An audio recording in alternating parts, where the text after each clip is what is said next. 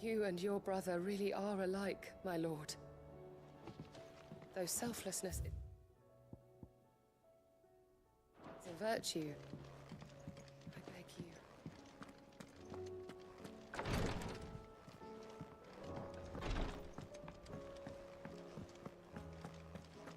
How do you split the sea?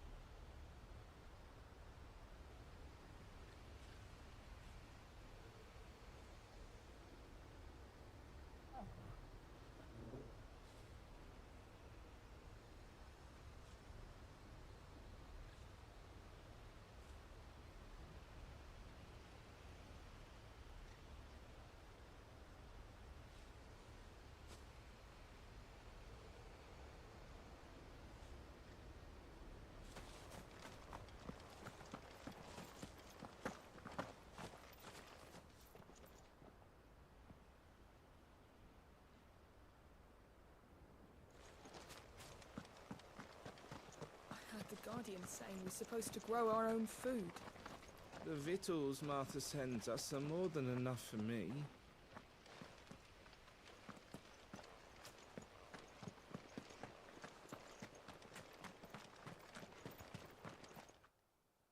Ah, Lord Rossfield. What brings you to Eastpool? A delivery from Martha.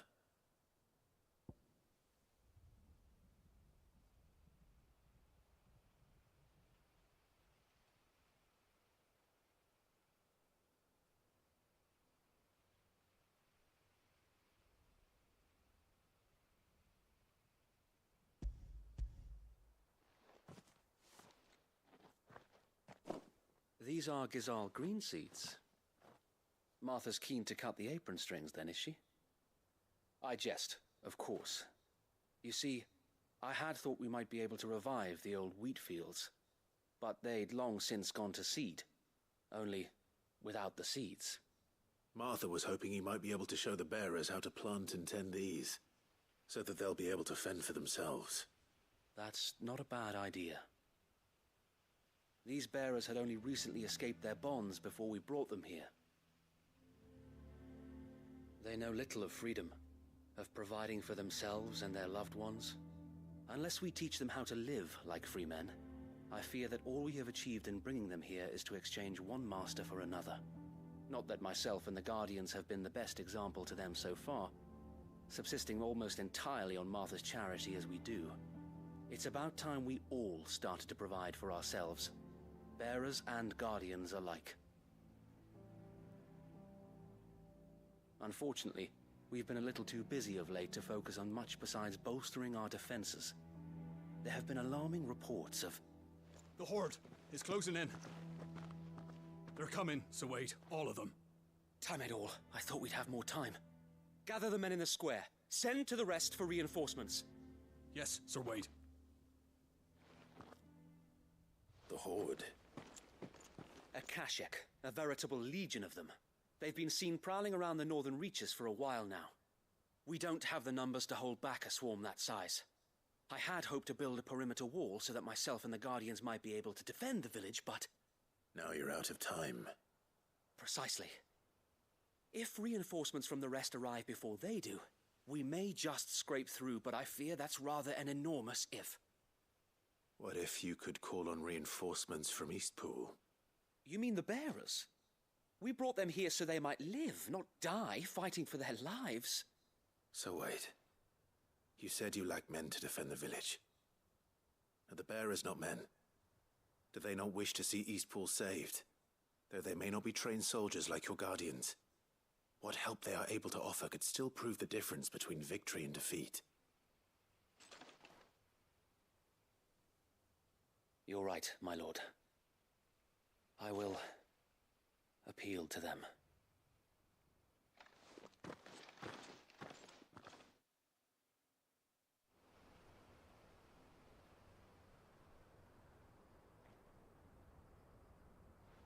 My friends, I humbly beg your aid.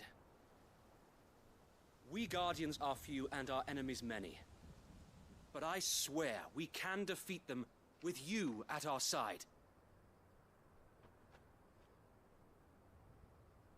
You would send us to the slaughter, to serve as bait for those fiends so that you and your men might be spared. And to think we trusted you. Say what you will, a home is not worth dying for. But it is worth fighting for. Sir Wade fights to give you lot a chance. Just like I do. Just like Sid does. We all wanted to give you a home where you could be free. And you got one, didn't you? This place, Eastpool. This is your village. Your home. And if you don't fight to protect what's yours, you'll lose it. You know I'm right. This world wants to take everything from you. Everything. Your homes, your freedom, your very lives. So then, are you going to stand by and let that happen to you? Are you going to accept fate like good little Bran did and die, having never stood up for yourselves? Or will you fight like free men and women?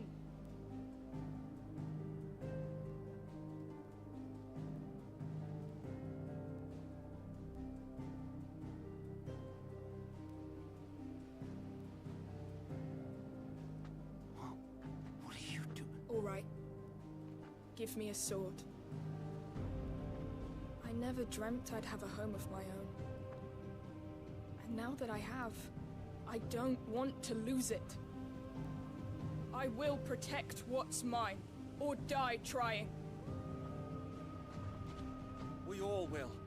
Free men and women, fighting together.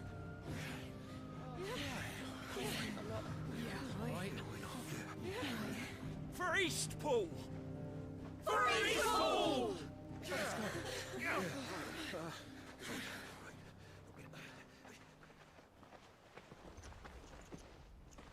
Thank you, Martha.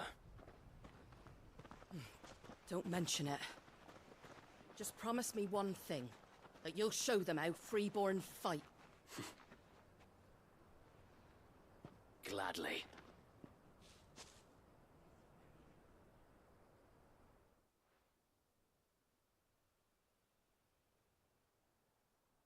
Well, if it was numbers you were lacking, you certainly won't be now. Thanks to you. Me? Oh, I just love the sound of my own voice. Lord Rossfield, my lady, we're ready. So what's the plan of action? We'll divide our forces into several small detachments, each made up of guardians, bearers, and guards from the rest. These will position themselves at strategic points around the village. Upon engaging with the Akashic, each detachment will keep the creatures occupied as best they can, steadily retreating all the while. You're going to lure them into the village? I am. We will have neither the time nor the resources to treat the wounded, so injuries must be avoided at all costs. Instead, we will focus purely on defense at first. By coordinating our withdrawal through the use of messengers drawn from among the bearers, we will aim to have the swarm converge at a point of our choosing. With luck, that point will be the village square, the perfect place for our most able warriors to surround them and fall upon them, and for you and I to finish them off. A sound plan, but one that'll require a leader with a cool head and strong nerves to coordinate the retreat. I'd say you have both in abundance, Sir Wade, but you'll be needed. Please, leave the last of the fighting to me. Ha! And let you have all the glory. Sir Wade! They're here! Then you know what you must do.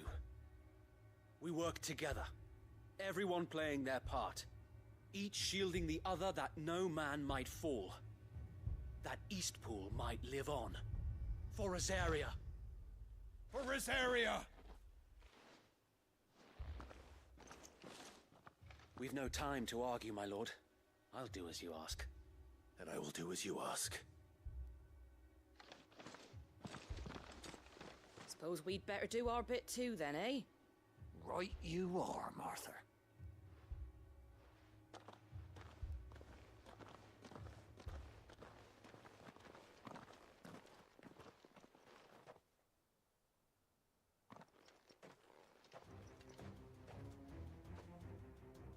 The calm before the storm.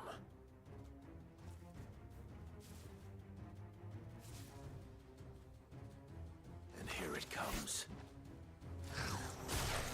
Can't let these two fall. And we won't.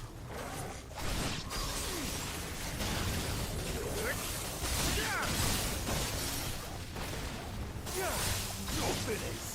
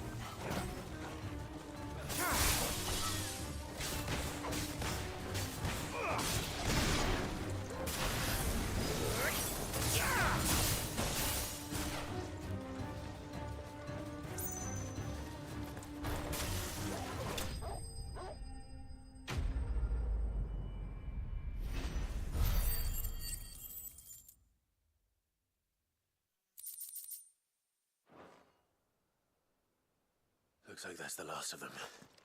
Lord Rossfield! Change of plan! What is it? Owl from the rest.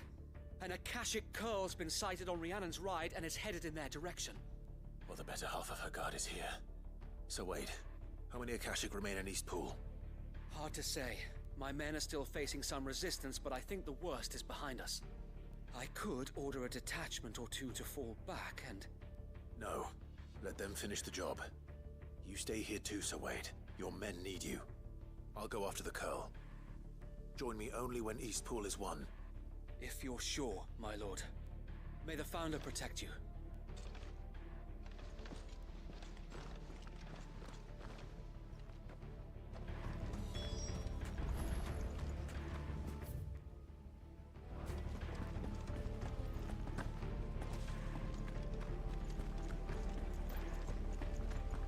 Come to tell me an Akashic curl's heading towards the rest?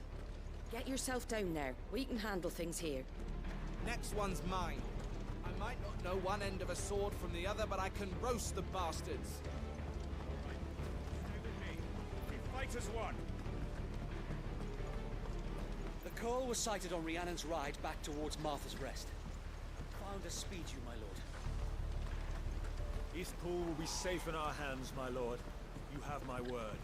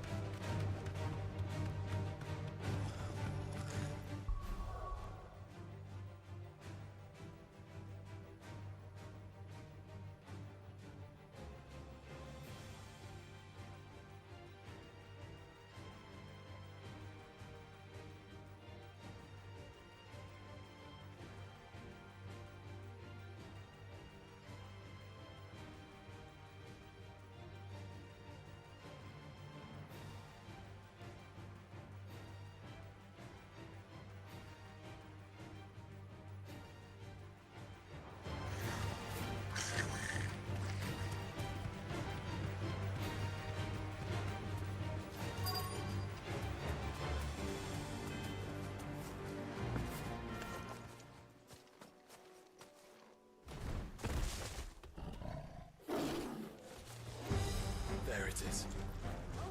With me, Joshua.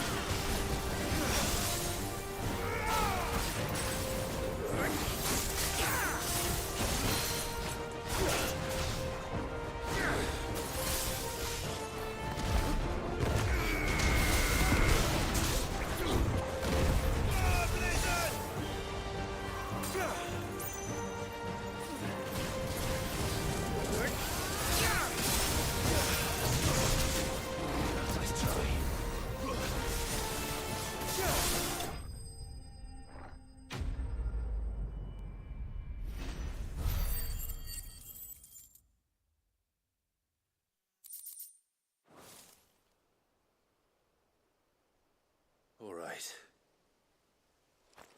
Back to Eastpool.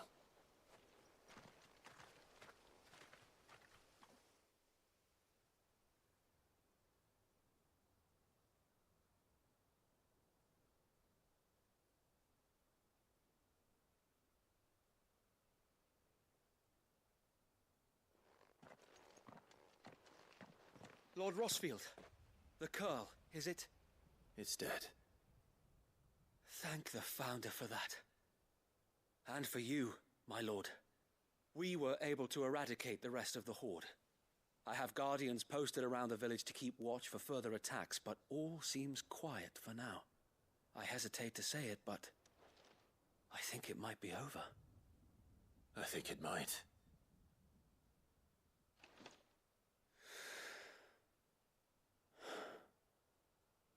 We did it. We saved Eastpool. Thank you, my friends. Thank you. No, Sir Wade. It's us who should be thanking you. You brought us together. Showed us what it means to fight for what you hold dear. We never had nothing to call our own before. We didn't know what it meant to protect it, but now we do. We really do. Forgive us, Sir Wade. You and your people saved us, and still we doubted you. But there's no doubt in my mind anymore. We're free men now, so we have to start acting like it. We have to fight to protect what's ours, to protect Eastpool. And we shall. We all shall. together. This is our home. And if anyone or anything tries to take it away, they'll have us to answer to. Come on then. Let's get to work. This village isn't gonna rebuild itself.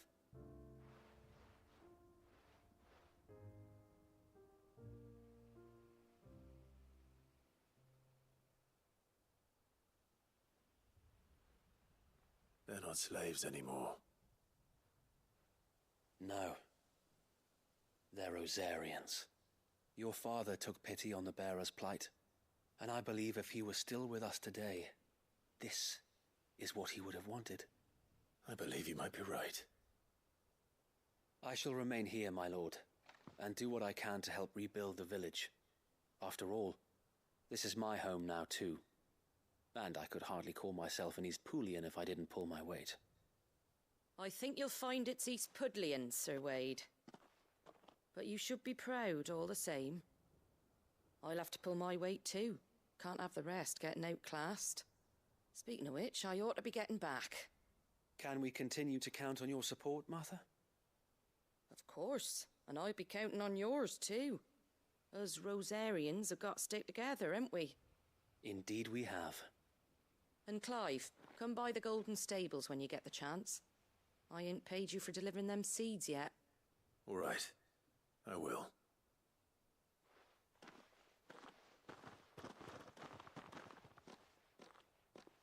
Lord Rossfield, do you remember our very first mission together? Clearing the goblins from the Stillwind marshes? How could I forget?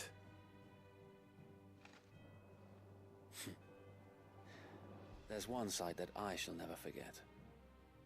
You, facing off against that giant Morble. Not a trace of fear on your face.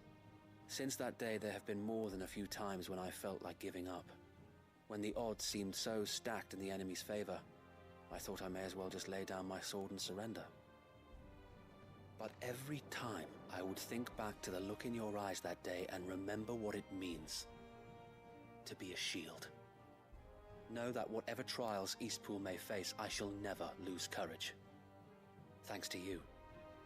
So Wade, you have always been a true shield. I know that Eastpool, and indeed all of Rosaria, will be safe in your hands. Thank you, my lord.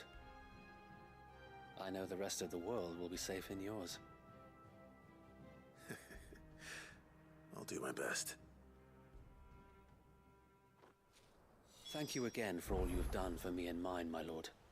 You may rest assured that Eastpool will be safe in my hands. Thanks to you. We defended Eastpool once, and we can do it again, and again, and again! Thank you, my lord. You showed us what it means to fight for what's ours, and we shall strive to follow in your footsteps. We couldn't have done this if we hadn't all pulled together. Even you and Martha chipped in. We owe you a debt of gratitude, my lord.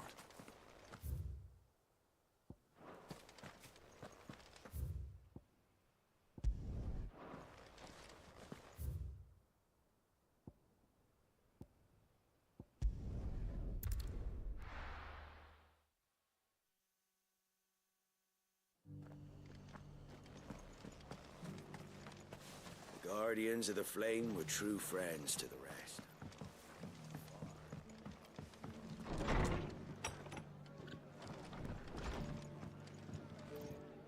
The hero returns. It's lucky you came by when you did, eh?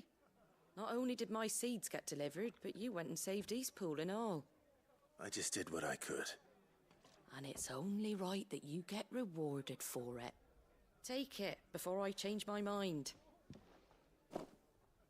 Thank you, Martha. So, Eastpool's finally back on its feet again. And a home to free bearers. Who'd have thought we'd see the day, eh? Well, it was your idea. I know that, but I never stopped to think what it would mean.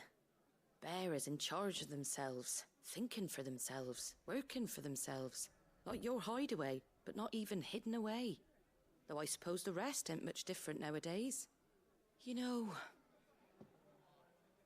bearers living free like that reminds me of when I first met Sid. Loath as I am to recall that particular day. I take it you didn't always see eye to eye. What happened? Well, if you really want to know, I started doing what I do long before I met Sid. In fact, that's how I met him. Or at least how he came to meet me. He showed up at the stables one day, asking questions about who'd been buying up bearers. Founder knows what he thought I was doing with them. Running a hunt, poking around in their innards. Something awful anyway. Me, I thought he was a new constable. Thought the game was up. But somehow we both managed to work out what each other was about. And before I knew it, the cheeky arse was rattling on at me about how I was doing it all wrong. After all my hard work. Told me I was giving them relief, but not freedom. That my bearers were still dying as slaves. Got right under my skin, it did. Told him if he didn't like it, he could bugger off and report me to the garrison. And do you know what he did? He smiled. And then he laughed. And then I did the same. We made a pact that day, that whenever one of us was in need, the other would always be there for him. And you were? Well, we both wanted the same thing. To make life better for bearers. Just like your dad. Do you know I was born right around the time Elwyn became Archduke? Growing up, I saw how he tried to change things. He certainly didn't lack for ambition, that one. Indeed. But the loftier one's ambitions, the harder they are to achieve. Which is why those of us who follow in their footsteps need to finish what people like Sid and my father started. Suppose you're right, aye. And if we don't manage it, there's always them who come after us. Good thing we've got a few half-decent sorts waiting in the wings, eh? It's almost enough to give you a little bit of hope. Just a little. Anyway, enough nattering. Better get back to work. Let's see about making everyone some dinner, shall we? The least the folks who saved Eastpool deserve is a hot meal. And you and me ain't gonna save the world on an empty stomach neither. That sounds like a wonderful idea.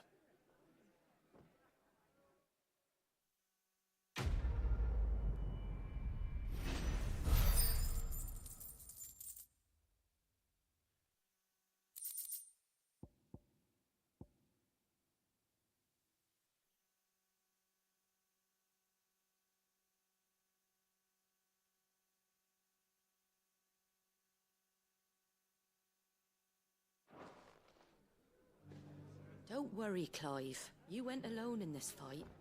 Whenever you find yourself in need, be it of money, men, or a bowl of hot stew, the stable's door is always open. Are the bearers taking well to their new homes, you know? I sometimes worry how they'll manage without me to cook and clean for them.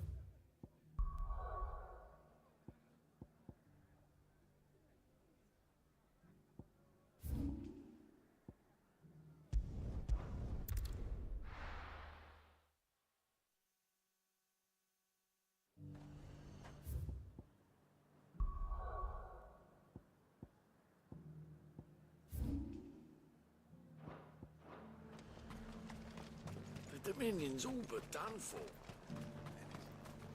Was that shouting I heard from the barracks? You're that sellsword the Dame's so fond of. That was some fine work you did up in Moor. We'll see to our own affairs from now on now. Duke's got big plans for the Empire. Do you think he was the only one who survived? Does it matter? He's the only one who came.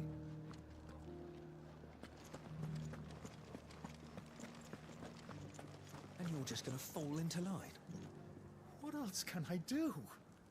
I'm a soldier.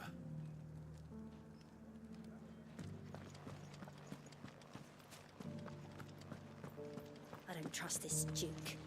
If we're not careful, he'll undo all the Dane's hard work.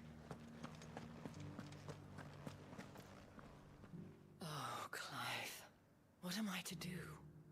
My wards and I may soon be without a home. What's happened? The High Cardinal has descended from his lofty throne and taken up residence here in Northreach. The High Cardinal?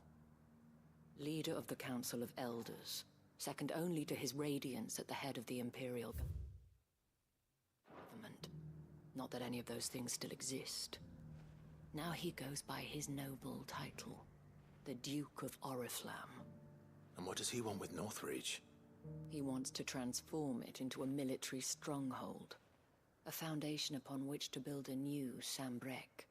He's already secured the support of the various army remnants, with promises that they shall be afforded the respect they deserve in his empire. One built on the confiscated property of the people. He would rob the populace to pay for it. Believe me, I have used every means of persuasion to discourage him from this folly. But for whatever reason, he will not listen to me. What does Captain Philippe make of this? When the town was under attack, it was him the soldiers rallied around. Couldn't he use that influence again? How? By speaking out against one of the most powerful men in Sambrec. A man whose stated aim is to revive the empire Philippe's comrades swore to serve, and to improve the soldiers' lot within it. The captain can offer them a regular supply of gruel, and an occasional trip to the Vale to help them forget the terrors they face each day. The Duke offers them a vision of strength and safety. No. Any attempt to incite mutiny would cost Philippe the support of his men, if it did not cost him his life. But given the mood around town, mutiny may yet be unavoidable. The people have little appetite for further deprivation, least of all when it serves only to elevate others. And who could blame them? Clive, would you appeal to the Duke on my behalf? For your services to Northreach, you have the respect of the soldiers, and they will take you to His Eminence if you ask them. And unlike Philippe, no bonds of loyalty prevent you from speaking your mind to the man. Well, will you try? You could hardly fare any worse than I did. I'll see what I can do. Thank you, Clive. Tell me then, where will I find this Duke of Oriflamme? In the garrison? Overseeing the troops, yes. All right. Wish me luck.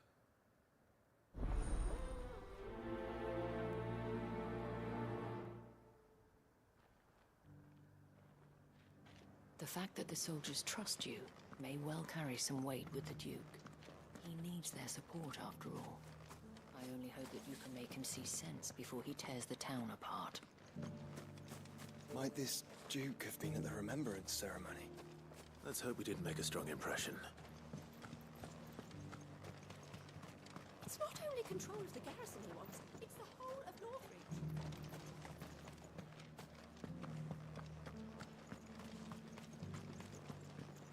We already have a leader in the Dane.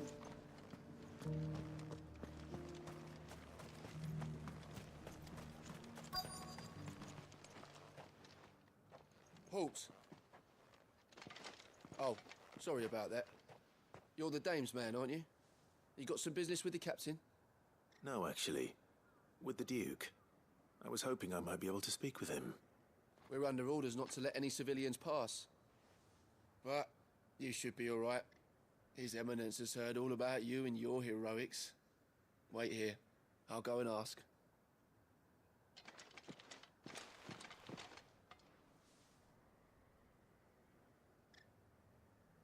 So, you are the sellsword who lent his aid to the garrison. The Empire owes you a debt, and I shall see it repaid. But tell me, is it wealth that you seek, or favor? Neither, Your Eminence. I thought only to inquire about your plan to turn Northreach into a stronghold. Ah, I see. You are worried the expanded garrison will render your services redundant. Yet you needn't be. The proud fighting man like yourself shall always have a place here. Pride of place, in fact. For too long has the contribution of the noble soldier been under-reckoned. But no more. For it is they who shall see the Holy Empire rebuilt, beginning right here in Northreach. Why here, Your Eminence? The town has been fortunate enough to escape largely unscathed from the recent troubles. Her defenses are sound, and her garrison well prepared. Which is more than can be said for Oriflamme or Twinside. The Empire wants for a capital, and I believe Northreach to be the perfect place. With Caer Norvent as her citadel. Once we have seen to the refortification of both the town and the castle, we need only build a wall around both to create a city that would be the envy of the twins. Plans are already underway for the construction. Soon enough, these thralls shall learn that they are no match for the might of Sanbreque. I fear you underestimate how dangerous these creatures are, Your Eminence. Should they return in force, you will need all the people of Northreach to come together in defense of the town. Something they may be loath to do if they've been deprived of their worldly goods. The people will do as their leaders command. If Sanbreque is to be rebuilt, she will require a functioning government. One whose authority is beyond question. That is why this levy is necessary. So that any man who wishes to join the army might do so and be fed, outfitted, and paid as befits a defender of the Empire. And yet there are those who persist in peddling the treasonous lie that I seek to steal from the people and drive them from their homes. I suspect they're afraid of losing what little they have left. Precisely. The common folk have little and less, and you mean to deprive them of even that. You would sow the seeds of your new empire in your own salted earth. Sabine, we have discussed this. Yes, and I told you then how putting the empire before her citizens would lead only to revolt. Without an empire, there are no citizens. And in yours, there will be only beggars. Is that what Griga wills for her people? Do not take her name in vain, Sabine. I'll come back later. The citizens revolt. I wonder what the people really think of the Duke's plan. It wouldn't hurt to ask them, I suppose. Let's begin with those on the other side of the wall. Sabine, you are embarrassing me. You're embarrassing yourself.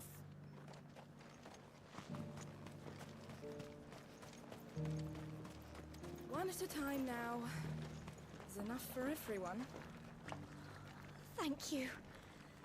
We won't forget this. We don't have much, but the dame had us empty the Vale's larders to see these poor souls fed. Because that is what we do.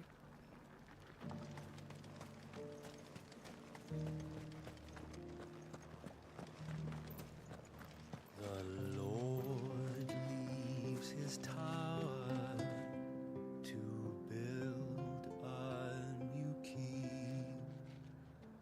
A town split asunder, the lady she weeps.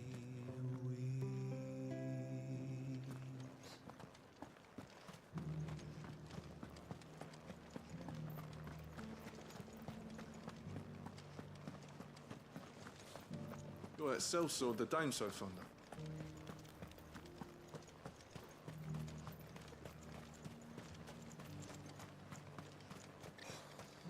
And to think I would be lying under a pile of rubble in Twinside. If you'd ever got as far as setting out, yeah.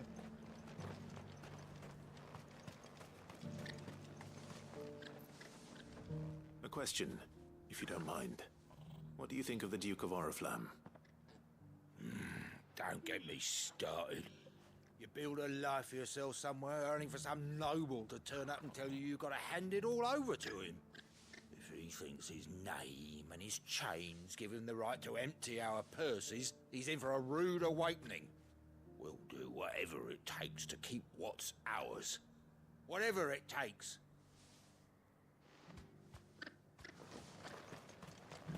If he comes calling, the only thing I'm giving the Duke of Oriflamme's a piece of my mind. Smacking that goal.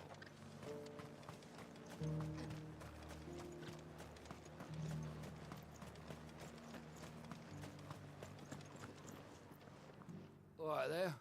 What is it you're after, sir? Just your opinion, actually. I wondered what you thought of the Duke of Oriflamme. Oh, him. Not much. None of us traders do. It's thanks to nobles like him that we had to set up shop this side of the wall in the first place. Couldn't have the rabble getting any closer to the holy capital, could they? And now he's trying to drive us out completely, threatening to take everything we got from us if we don't clear off. If the dame said she wanted him run out of town, I'd be straight through that checkpoint, tar bucket in hand. The Duke might have soldiers at his beck and call, but us common folk follow the dame, and no one else. The Dominion's all but done for. And it's lucky we stayed here.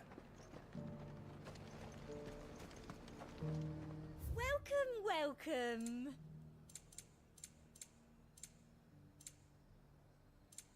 And a fine day to you. I've been hearing a lot of talk about a certain Duke. Nothing good, I'll wager. Going around acting like he owns the place. And with hardly a word to the dame. This is her town, not his. I take it you'd rather she was in charge. As far as I'm concerned, she still is. Just need his eminence to sod off back to Oriflamme. Well, the people seem united enough. What about the soldiers? The dame actually cares about this town, unlike the Duke. He's only interested in picking our pockets to line his own.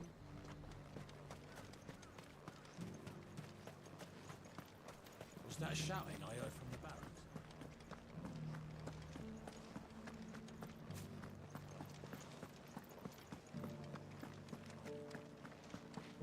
And you're just gonna fall into line.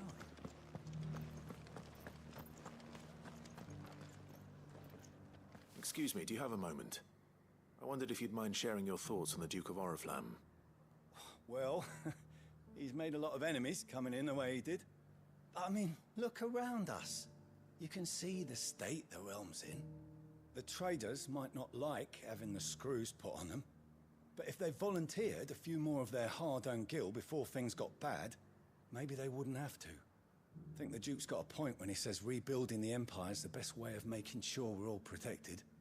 And if that means people who don't know one end of a sword from another have to make way for those who do, well, that's just how it goes.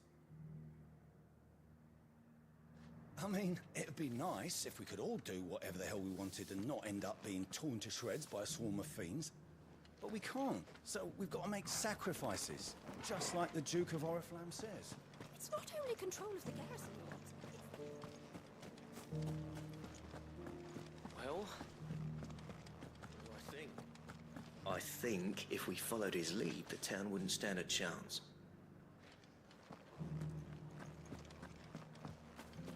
We already have a leader in the dame. One at a time now. Is enough? You're the one who was talking to His Eminence. On the dame's behalf, yes. I was trying to persuade him not to take the people's goodwill for granted, but it seems my words fell on deaf ears. What do you think of his plans? I'm a soldier, mate. He tells me what to do, not the other way round. Listen, I've got nothing but respect for the dame, but I've got a family to look after. That's where my loyalties lie, not with the town or the Empire, but with my wife and children. If the Duke can get us the men and the equipment we need to fight off those blue-skinned bastards, I don't care how he does it. I wouldn't be here today if it wasn't for the Dame. But I'm with the Duke on this one. If turning this place into a fortress is what it takes to protect my family, I'll do it. Sabine, you are embarrassing me. You're embarrassing yourself.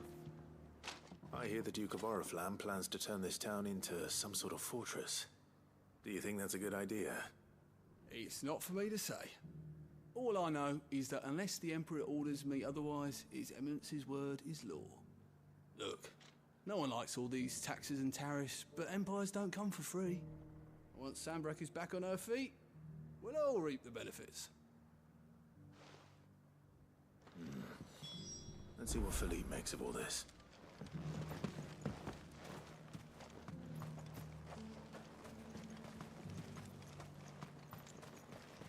A whole day to dry some bloody linens.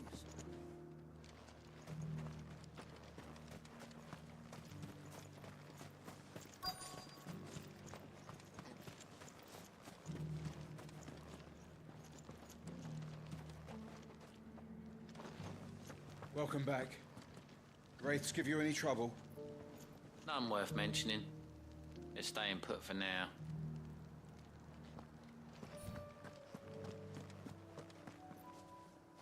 Captain, do you have a moment?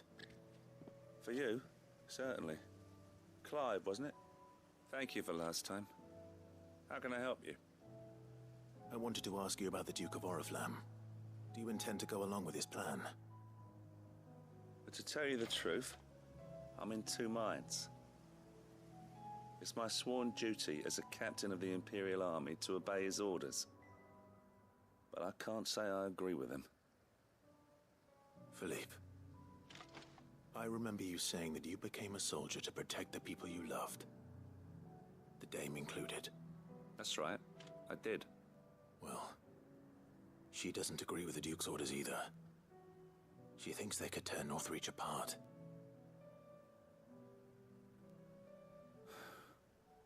And she's probably right. Thank you, Clive. I know what I need to do now. Protecting the people I love is what matters. Doesn't matter how. Well, duty calls, so I better go. Thanks again.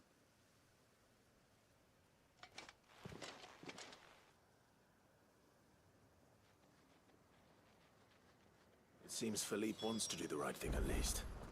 I expect Isabel will be pleased to hear that, if nothing else.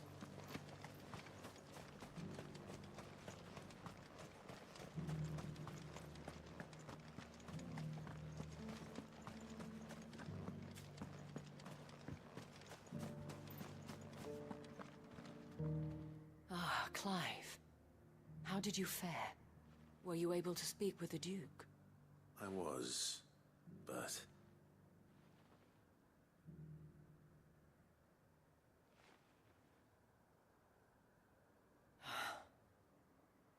So Northreach is to be a fortress after all. Well, it will certainly help to hold back the thralls. There's no denying that. Though I doubt it will come as much consolation to the townspeople whose worldly goods are confiscated to pay for it. They deserve to be heard, Clive. To have a say in this new empire the Duke means to build. Sadly, His Eminence values their obedience more than their opinions, and hopes to reassert the authority of the state. I fear he sees the people as mere pawns on his chessboard to be sacrificed for the greater good. Needless to say, they themselves are of a different opinion, and would rather their destinies were in your hands. The soldiers, meanwhile, are content to follow their orders. And not just because of the Duke's rank, but because of his vision. I thought as much. Had I sworn to protect Sanbreque, I dare say I too would want nothing more than to see it rise from the ashes. Thank you for trying. But the battle is lost. I don't know about that.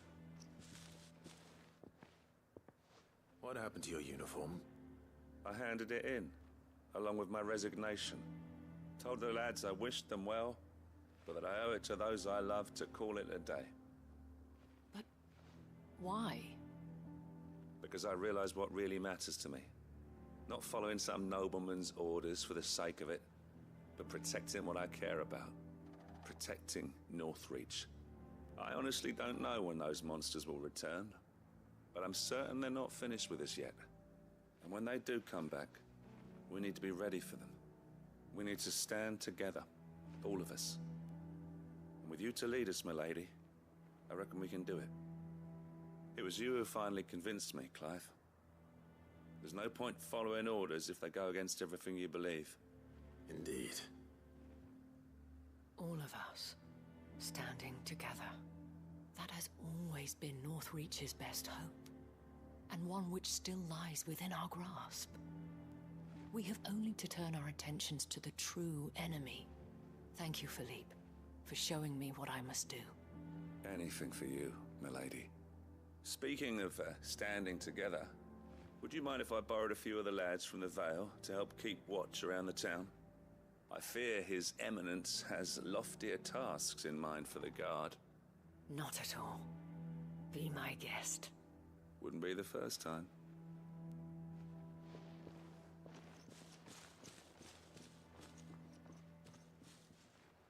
There may be hope for Northreach yet. Especially with men like you and Philippe to champion our cause. I, for my part, shall continue to work upon the Duke, in the stubborn belief that I might still tempt him into joining hands. But I suspect I shall have to call upon your aid again. Until then, Clive. Until then.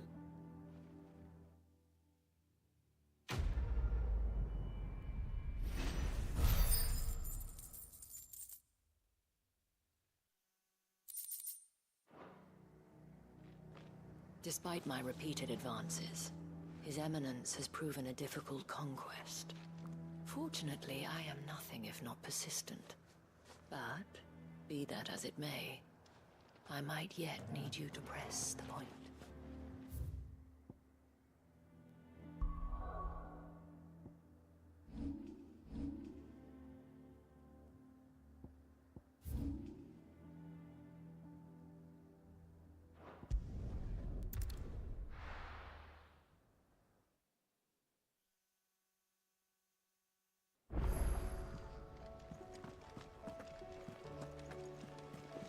Covered in nicks and lumps, the lot of them.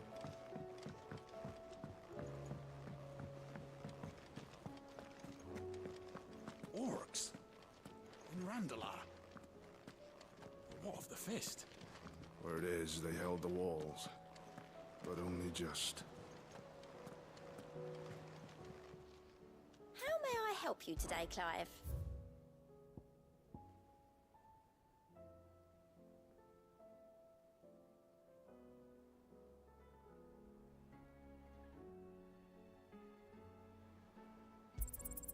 Here you are.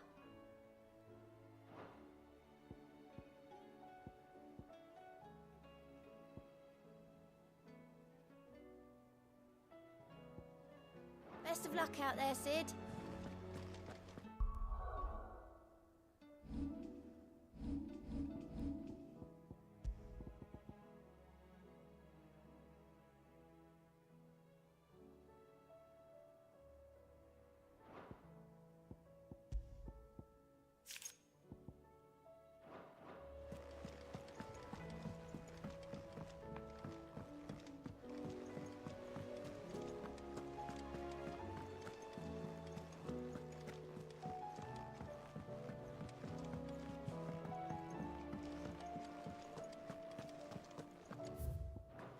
The stew's awfully thin. I will not forget this kindness, my lord. I shall know Teresa. But as soon as the reveal...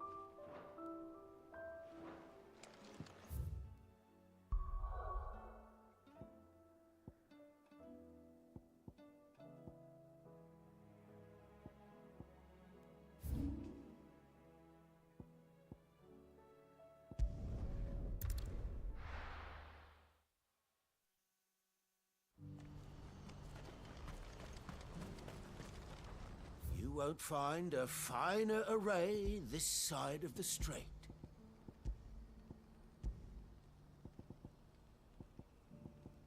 You're welcome anytime. What's happened? Guards at the gate are in a right old panic. They're saying Twinside's gone. This inky shroud does not portend ill weather, alas. I fear it is the harbinger of something far worse. This inky shroud does not portend ill weather, alas. I fear it is the harbinger of something far worse. Has mankind strayed from the light of the heavens once more? Are we to be punished for our sins, like the denizens of Zemeckis?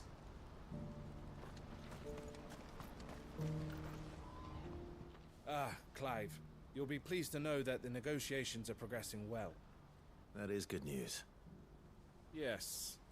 Our comrade in Randala has just sent word that the contract should be signed very soon.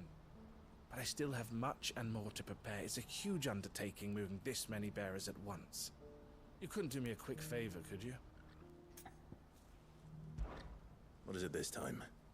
More wild beasts? Nothing like that. I just need you to go over to the caravans and ask El how long we have until the bearers arrive. Find out exactly how much faster I need to get all these supplies moved. All right. I'll go and ask. Thanks, Clive. I owe you one.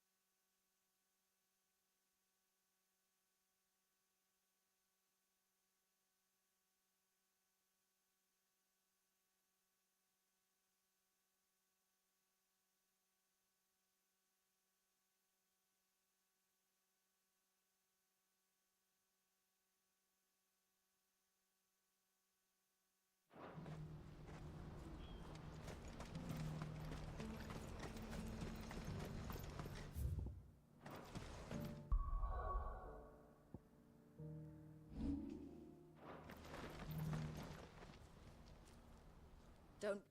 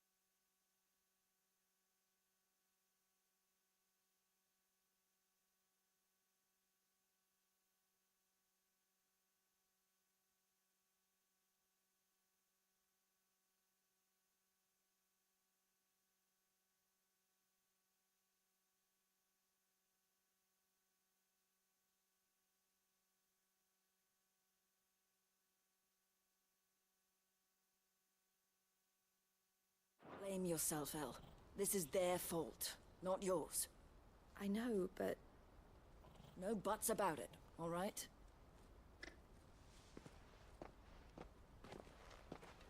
Is something wrong? Vonnie came to give me a message from our intermediary. The talks with the Republican army have fallen through. They've reached an agreement with the Silver Peak Consortium instead.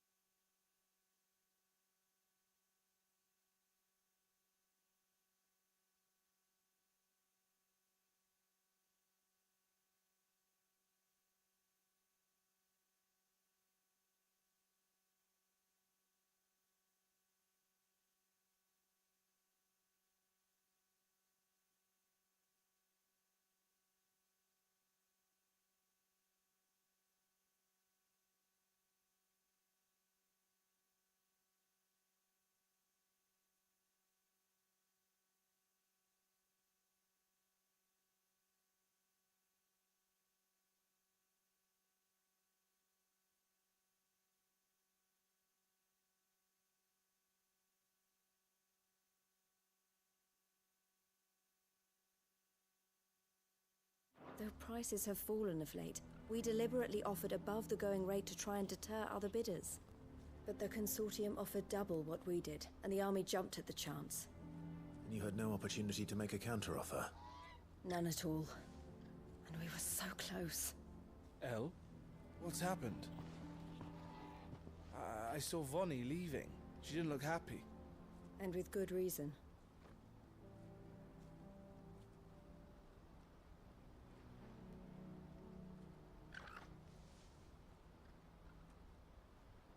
But I thought we were the only ones the Fist were speaking to about the bearers. How did the Consortium even find out about this? It's not so surprising.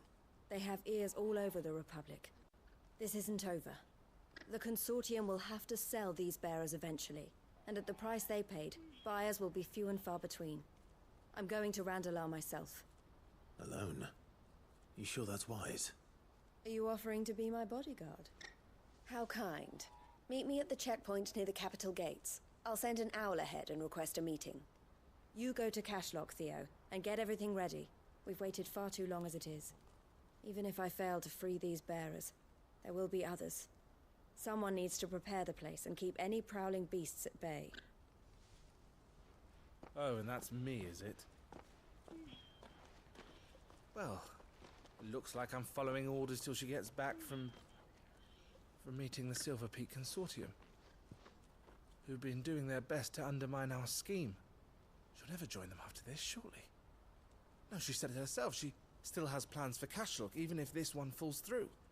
She means to stay with us, then. I can't say I'm not happy to hear it, but... is this what she really wants? You have to trust her. You're right. It's what she wants now. And if Elle's off fighting for the cause, I should do my part too. So I bid you farewell and safe travels, my friend. I'll gather my men and leave for Cashlock. We'll make sure the place is well stocked and defended.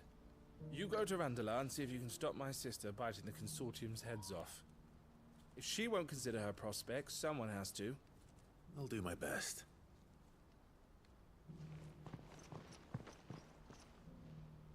All right. To Randalar, then. And better not keep Eloise waiting.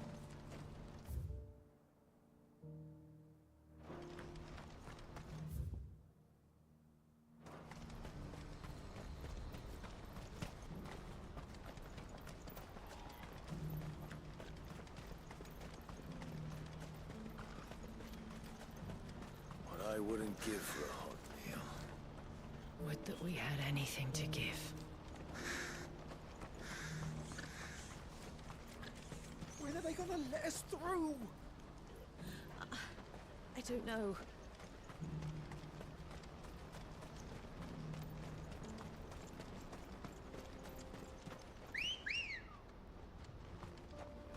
Come on. Run like the wind.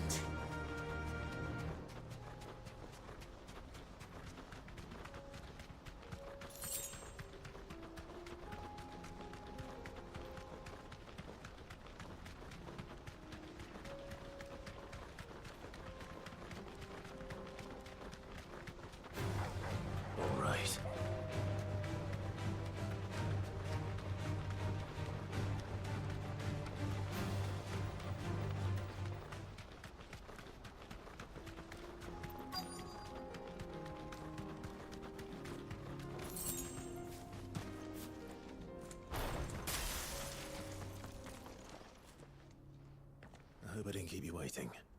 Did you arrange to speak with the Consortium? Here they are now. You wish to consult with me? I did. It's about the bearers you recently purchased from the Fist. We had all but finished making arrangements to buy them ourselves. And then you stepped into the fray. You misunderstand. The Consortium had an interest in purchasing them from the very first. It was only our regard for you that kept us from bidding. But your hesitancy in accepting our offer to you suggested that the regard was not mutual. And so we resumed our business. I did not hesitate. I am simply not inclined to make such decisions without first giving them due consideration. But what is done is done. Come then. How much do you want for them? Alas, you are too late yet again.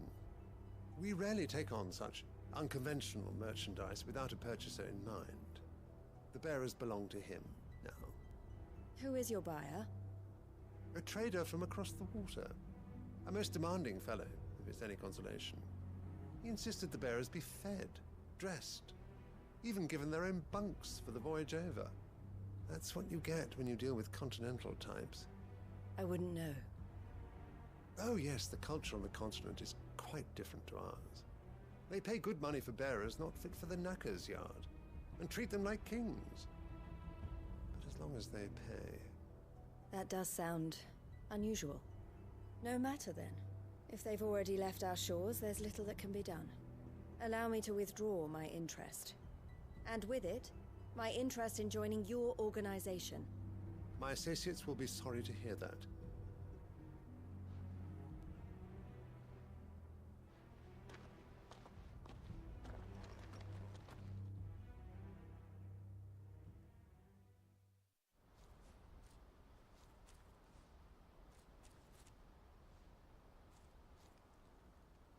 I'm sorry you weren't able to save them.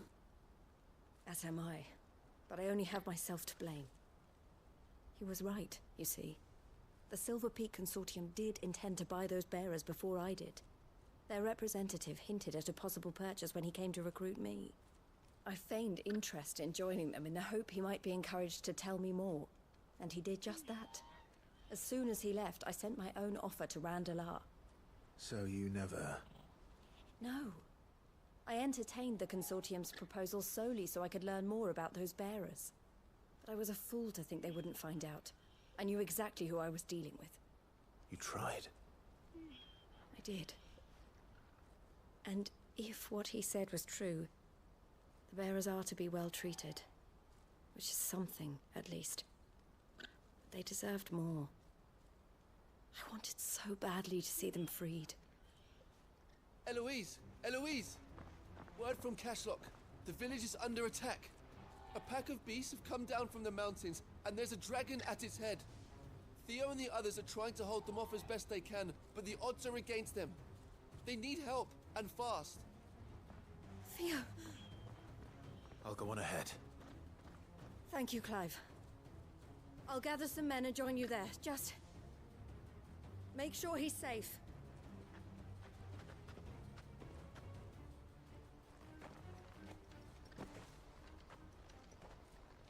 Hold on, Theo. I'm coming.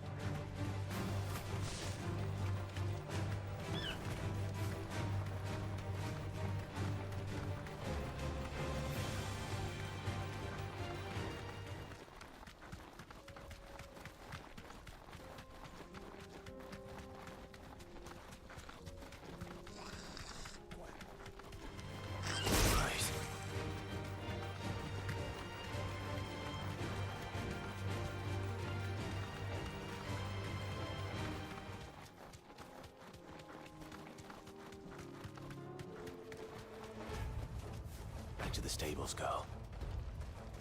What's the situation? All clear this end.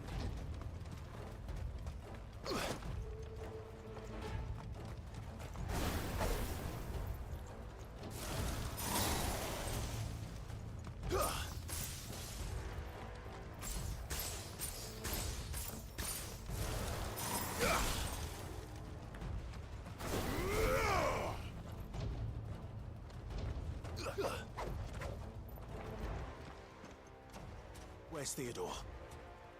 Upriver! He led the dragon that way to keep it from the village, but the whole area's flooded with ether. just have to pray he makes it out in one piece. I can do better than that. Torgal, with me.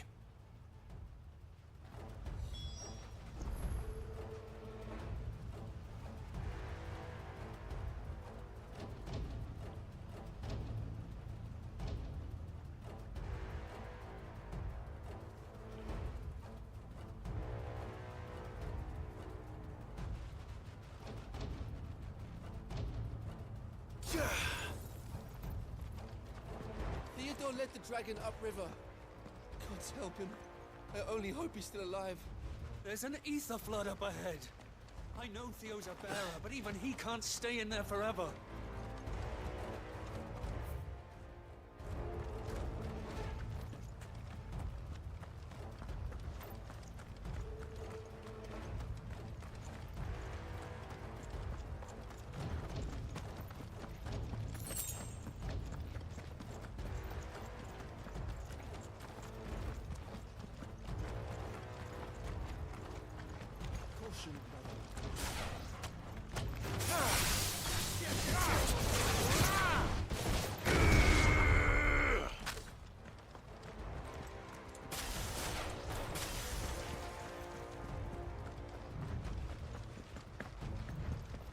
Where are you, Theo?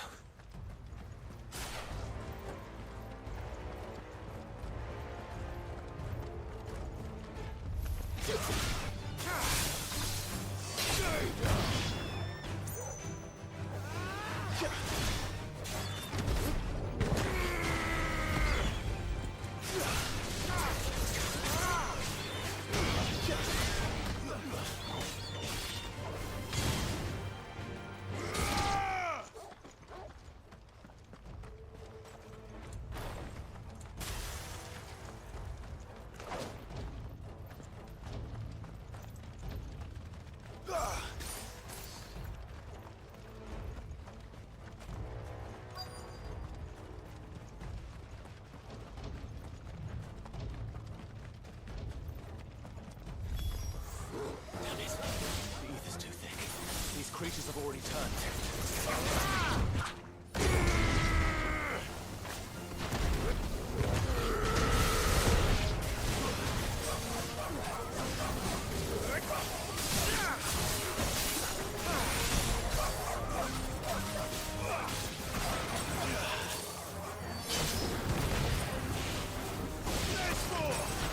This one.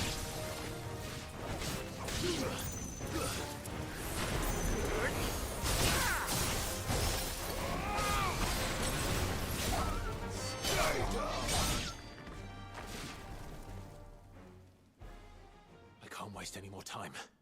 I need to find Theodore before that dragon does.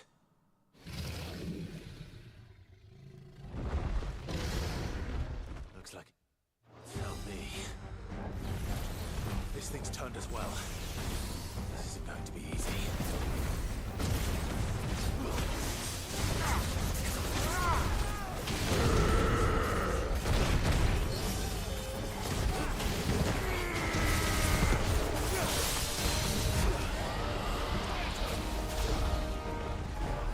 Help me, boy. Help me, boy. You'll find how.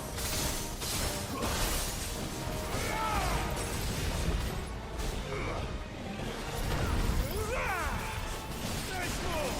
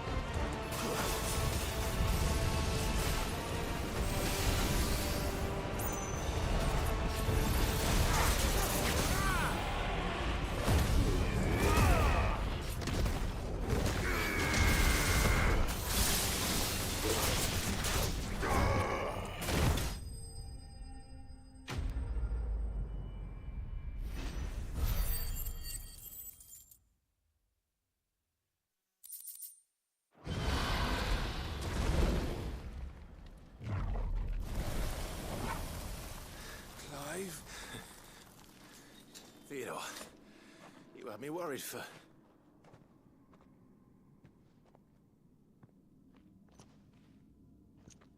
We have to get you out of here.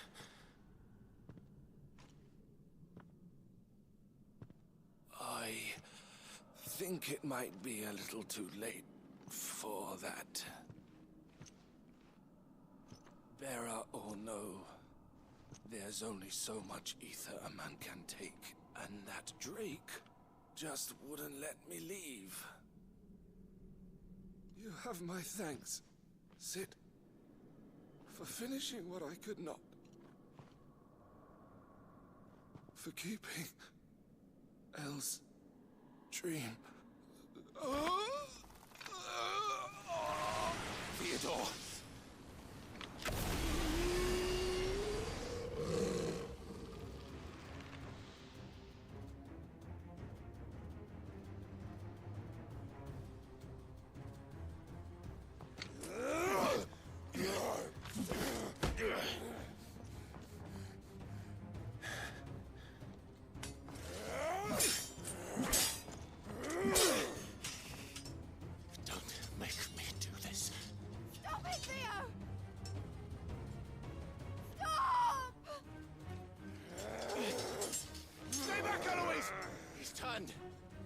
And so will you!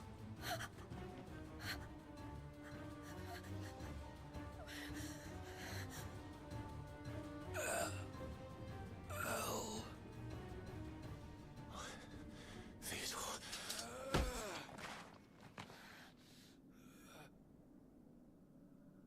Take care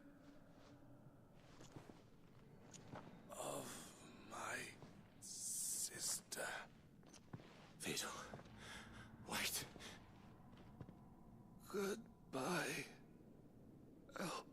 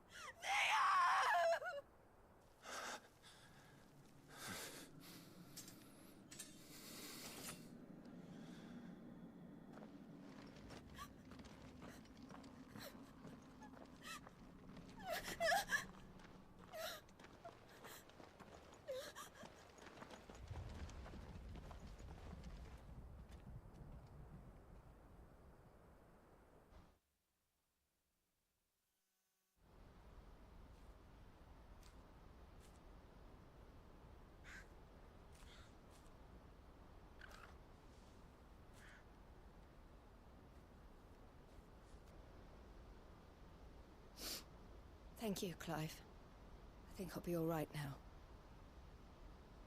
That was true bravery he showed. Leading the dragon away from the village like that. His first instinct was always to protect people. To put others' well-being before his own. And now he's gone. Because I sent him to that place, against his will. It wasn't against his will. He was ready to do whatever it took to show you he could stand on his own. So that you would finally be free to live your own life. To live my own life? He never could come to terms with the choice I made. What exactly happened? You once told me Theo was the first bearer you ever helped.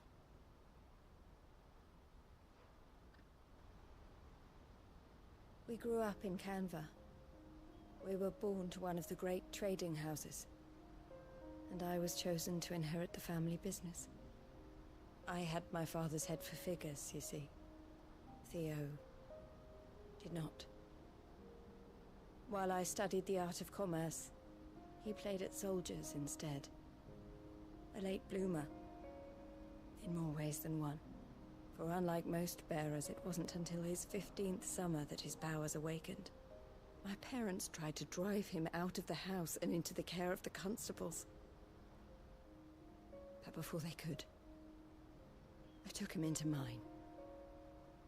Theo told me something else. He clearly admired your devotion to the cause of freeing others like him from slavery. But he said you deserved a better life than this.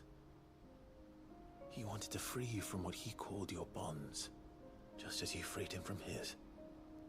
I would be lying if I said I had not wondered from time to time how much easier my life might have been if I had allowed Theo to be taken and devoted myself to the family business instead.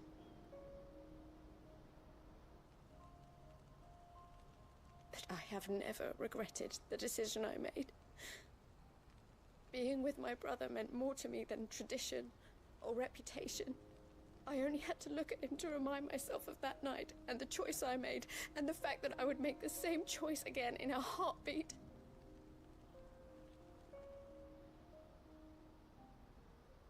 He was never a burden. How could he even think that? If anything, I was the one who weighed him down. You weren't, Eloise.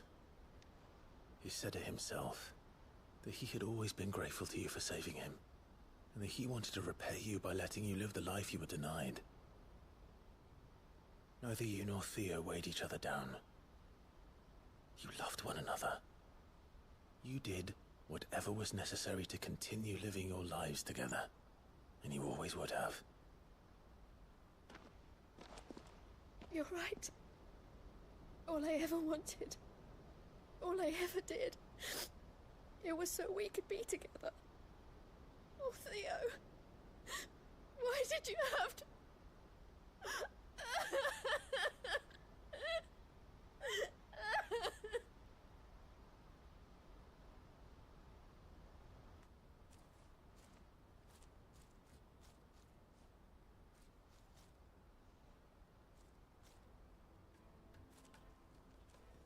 I know Theo wanted me to move on, but I'm staying here at the Crimson Caravans to continue our work.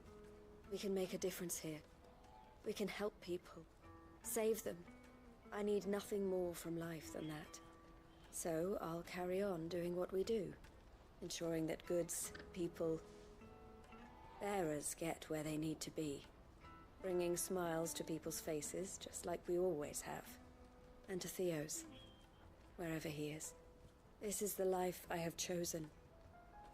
The life I will always choose. I've made a choice of my own, to continue helping you however I can. Whenever you need it. Thank you, Clive. Let's go on together then. For Theodore.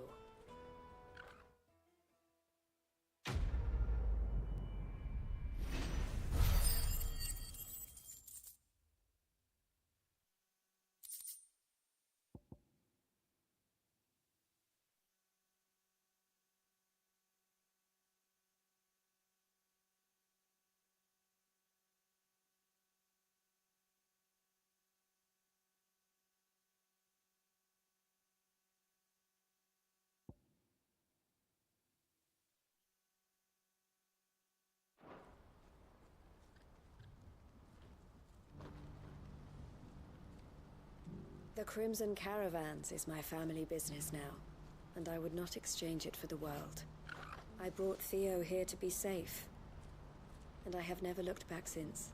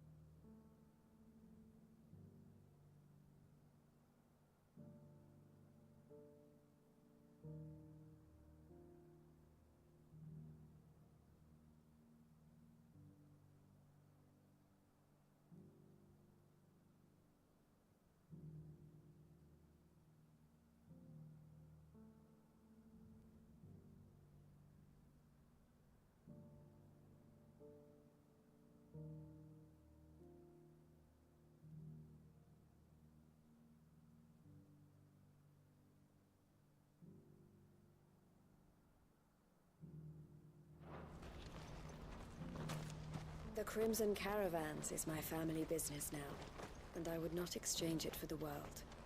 I brought Theo here to be safe, and I have never looked back since.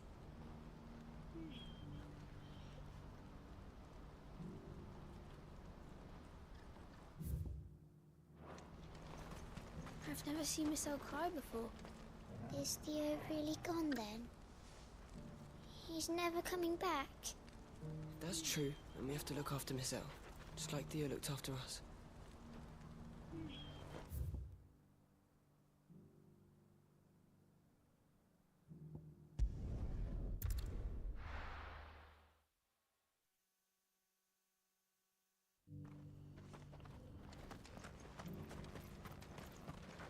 Are you buying or selling?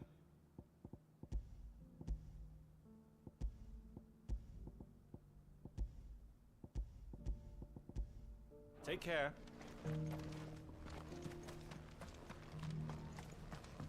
The bearer of the burning quill is within, my lord. Prithee enter.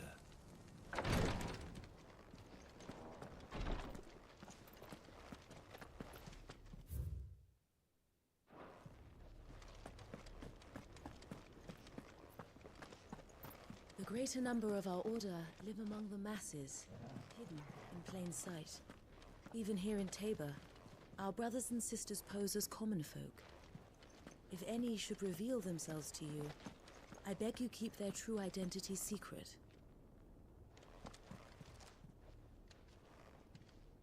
Lord Rosfield, is there aught the Undying might assist you with this day? Perhaps. My brother said that your order was helping him with his quest to uncover Ultima's origins. Have you learned anything of note since last we spoke? Little unless, I regret to report. I see. Be assured, however, that we will not rest until the truth is known. Even now, our archaeologians scour ruins in every corner of the realm for traces of Ultima's touch. Fallen ruins, I take it. Dating back as far as Phoenix Gate. Indeed. Ultima's thralls are oft sighted among the remnants of the fallen civilization, as if protecting the secrets concealed within. Secrets we'd see unearthed. Should our methods be of interest, my lord, mayhap it would please you to observe some of our number at work. Would that be possible? Of course. A survey is being conducted not far from here. Perchance you are familiar with Kretov, a small hamlet built around a fallen airship. I was due to visit my colleagues there to collect their preliminary findings, but if you would consent to do so in my stead, I'm sure that they would be honored to relate any discoveries they have made to you directly. All right. I'll go and meet with them. They will be most gratified, I am sure. Might I suggest you take the road through Titan's Wake? It will lead you straight to the village after but a short walk. Thank you. I will. I wish you a safe journey, my lord. May the Firebird's flames burn ever in your heart.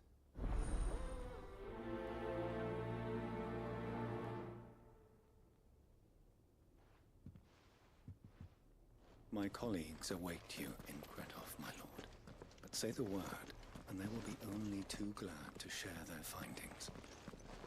It's kind of you to take an interest in the Undying's affairs, brother. I can't have you all keeping secrets from me, can I?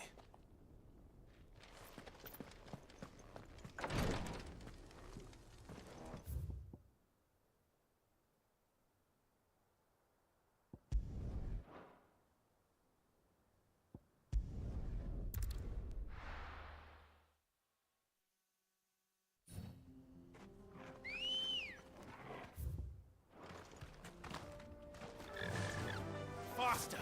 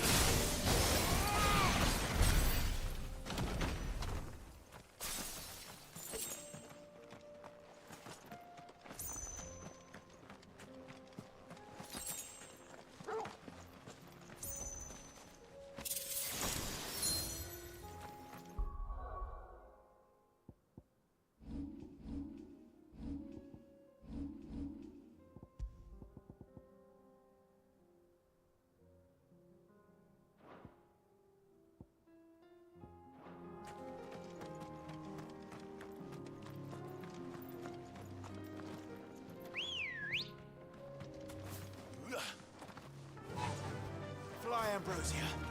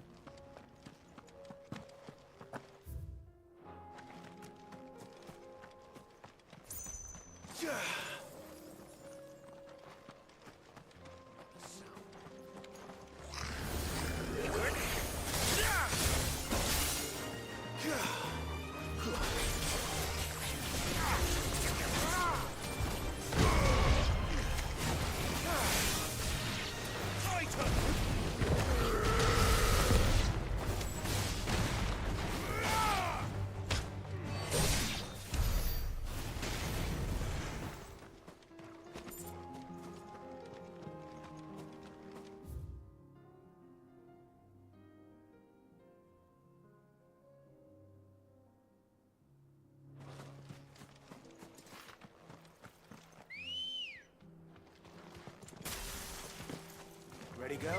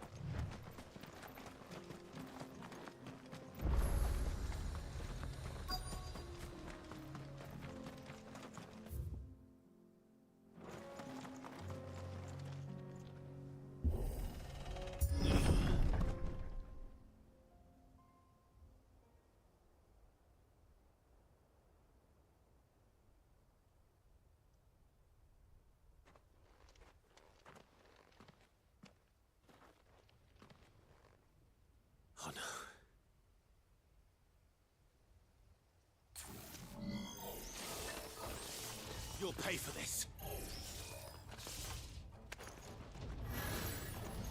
May still be survivors. All the horns into rid this place of echoes.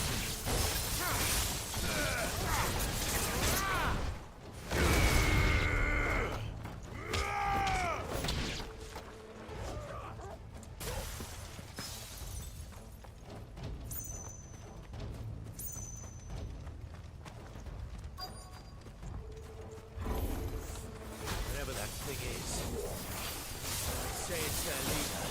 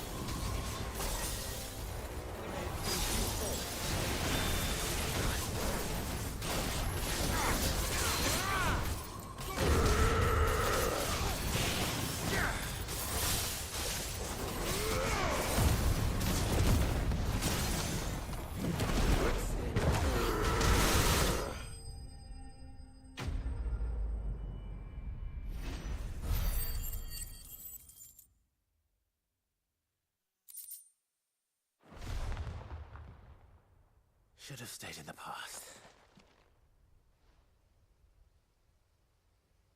These must be Cyril's colleagues. You have our thanks, stranger. Who are you? Ah, forgive me, my lord. I did not recognize you. You are Lord Rosfield, are you not? We are archaeologians, tasked with surveying this site.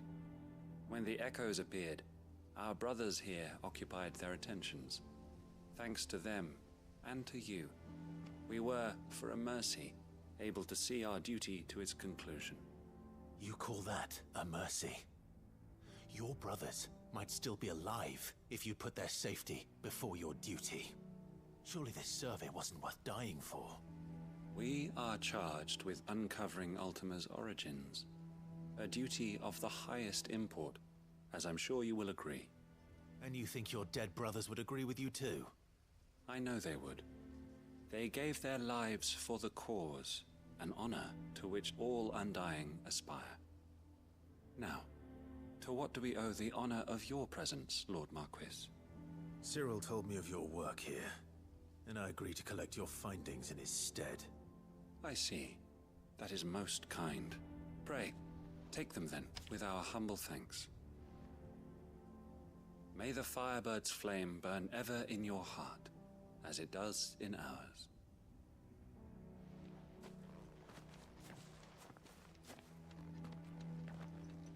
It's one thing to lay down your life for another, but for a survey...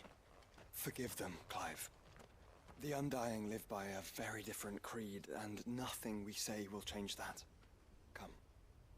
Let us deliver their findings to Cyril, that their deaths might not be in vain. Think no more of us, my lord. Only deliver our findings to the bearer of the burning quill.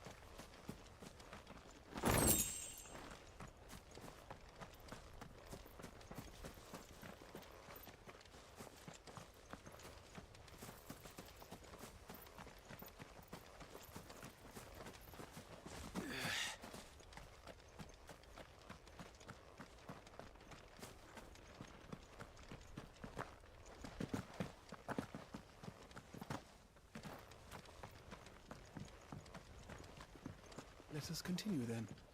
There is a second hull further in. I shall prepare the parchment.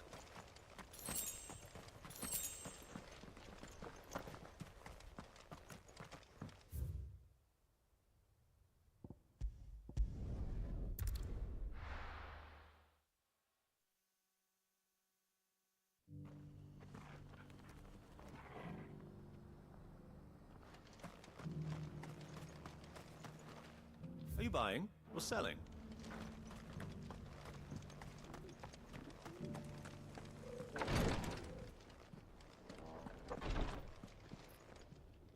Ah, you are returned, my lord. I collected your colleagues' preliminary findings. Here, take them.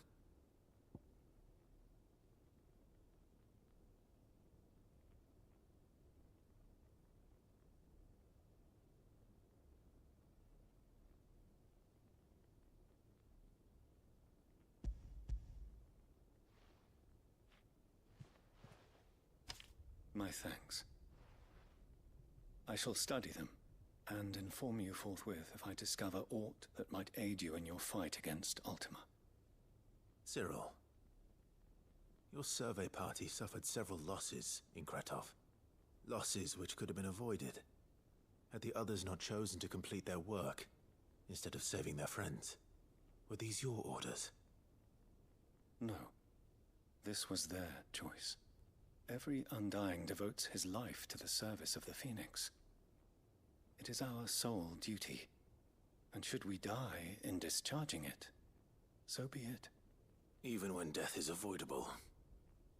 My lord, I fear that this is not a point over which it would be fruitful to argue.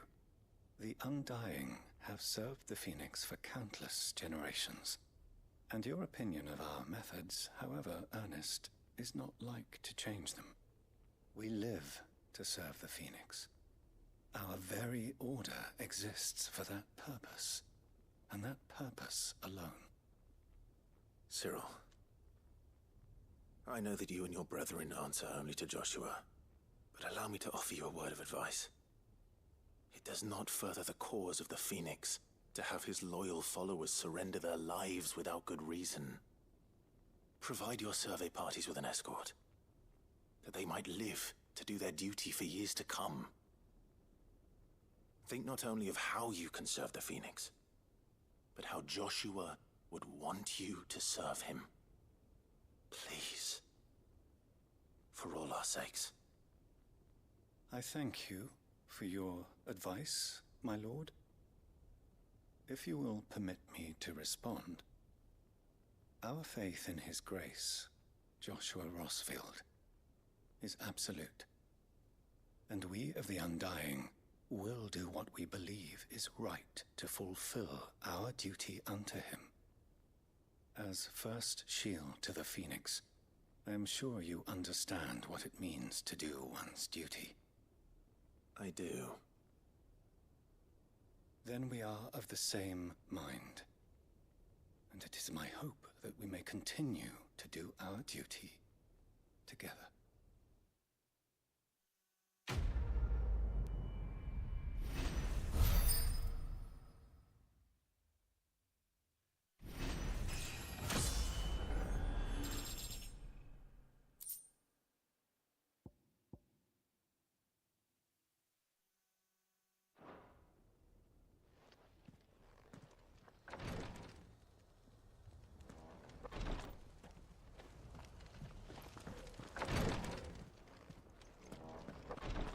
We of the Undying devote our lives to the service of the Phoenix, and you, my lord, are his sworn shield, sworn to protect him from any danger.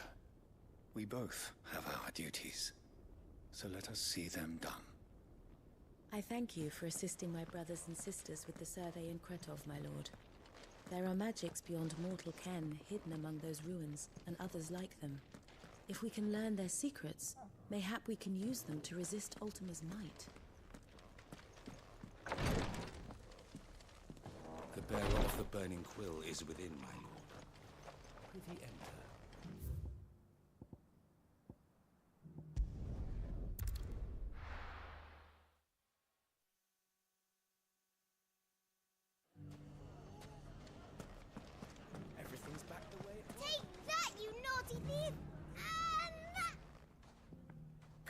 Clive! To what do I owe the pleasure? I just wanted to see how the town's been faring since you brought everyone together. Since we brought everyone together, all is absolutely wonderful. Conrad and Natalie's hands remain safely away from each other's throats, and firmly at the helm. Our stores are full, and the bandits still too disorganized to raid them. Just as the good Lady Jane and Lord Underhill intended. Are you a lord? Lubor's going to be one too. They're going to make him the Lord of Dalamil, because of how he stopped all the grown-ups from fighting. It's the mayor of Dalamil, dear child, and the vote hasn't taken place just yet. But if the people wish me to lead them, I shall. And my first act will be to build a school so that menaces like you two learn not to interrupt your elders. Speaking of menaces, there may be a rather worrying one just over the horizon. May there indeed. I'm afraid the example Conrad and Natalie set in putting aside their differences and presenting a united front might have caught the bandits' attention.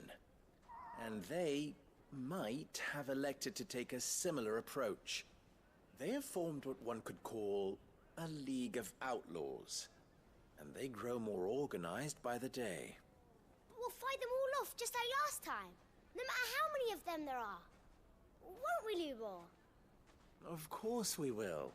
If we continue to work together, we can overcome any challenge we choose to face. The longer we avoid facing this one, the more difficult it will be. Until the only way to overcome it might be to run for the hills. Our best hope is to nip these efforts at organization in the bud, by finding those ne'er-do-wells who have yet to join the cause, and ensuring that they never do. Perhaps a certain Lord Underhill might be willing to lend us his aid once more?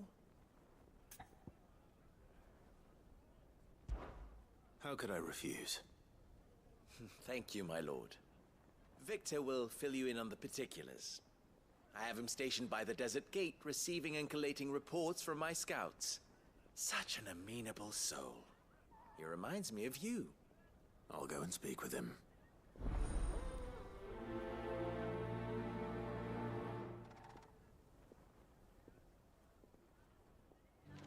What's the difference? Victor has been collating reports on the bandits' encampments. You'll find him by the Desert Gate. I'm sure if he has anything to ask of you, it will be simple enough. A League of Outlaws. Sounds like we have some competition. We may have bloodied the bandits' noses, Sid, but it seems we have not yet broken their spirit. Victor is helping us to keep track of their movements. And we're very glad of his help. That man knows the desert and its dwellers like the back of his hand.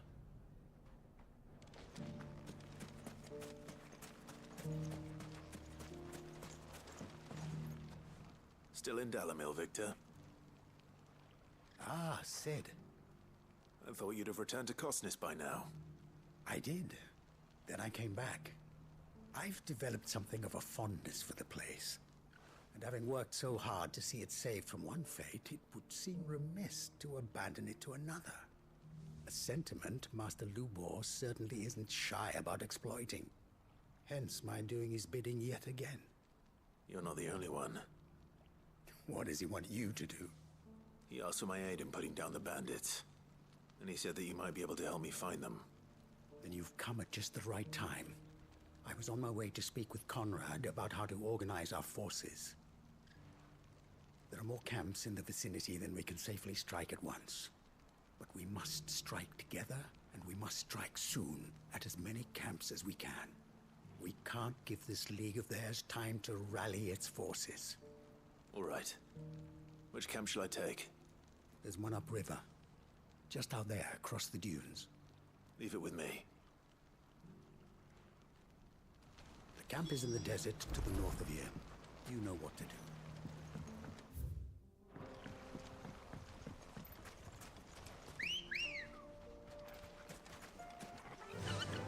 Yeah! Those ne'er-do-wells won't be bad.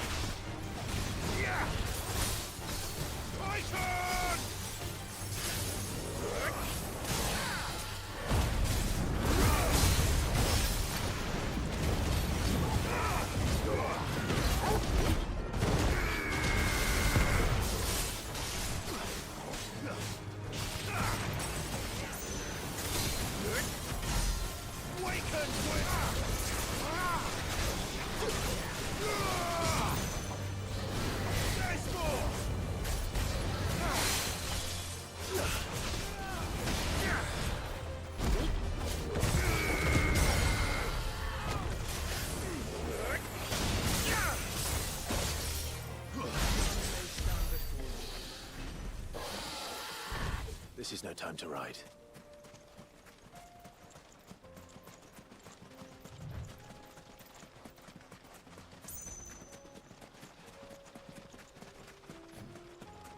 That must be the camp Victor mentioned. We make this quick. That's him! The one who killed Locke and Fingers! Take his head off!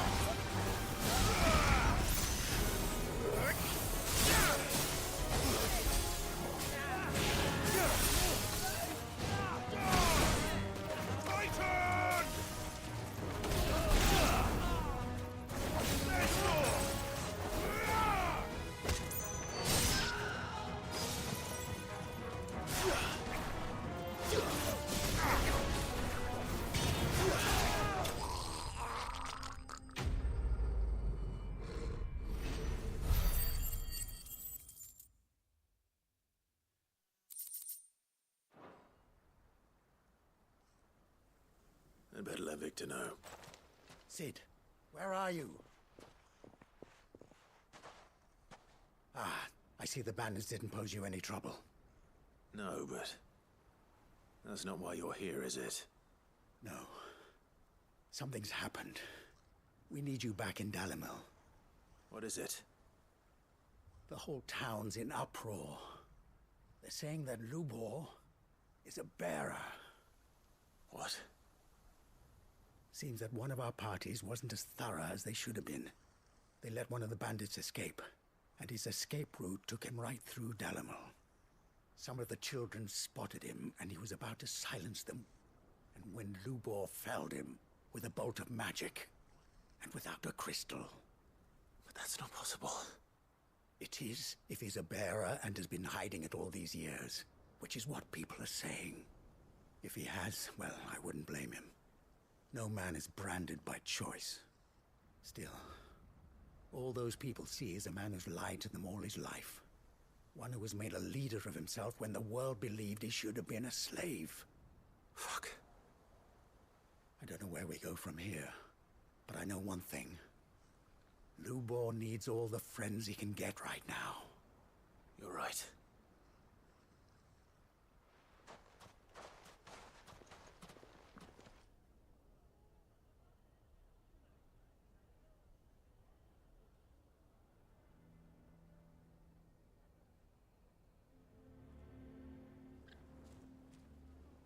And now everyone knows.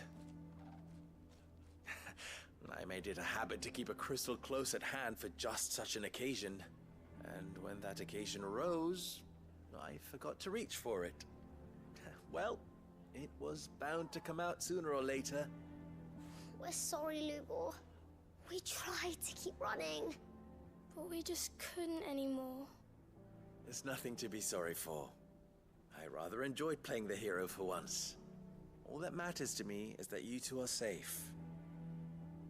Look at him talking to his betters like it's nothing. All lies, I'll wager. Just like the ones he fed us all these years. Once people make up their minds, it's hard to change them. We need to do something, and quickly. Convince the people not to let their prejudices blind them. Convince them that nothing has changed. That their enemy lies outside these walls, not within them. You're right. We should speak to everyone. I'm glad you agree. I'll handle the townsfolk. I'm a Dalmec born and bred. They listen to me. You head to the tavern. Make Conrad and Natalie remember who Lubor really is. They know that Lubor and I are friends. I might not make for the most impartial of interlocutors. Lord Underhill of Randalar's League of Merchants, however, is a trusted and impartial mediator of note. I'll do what I can.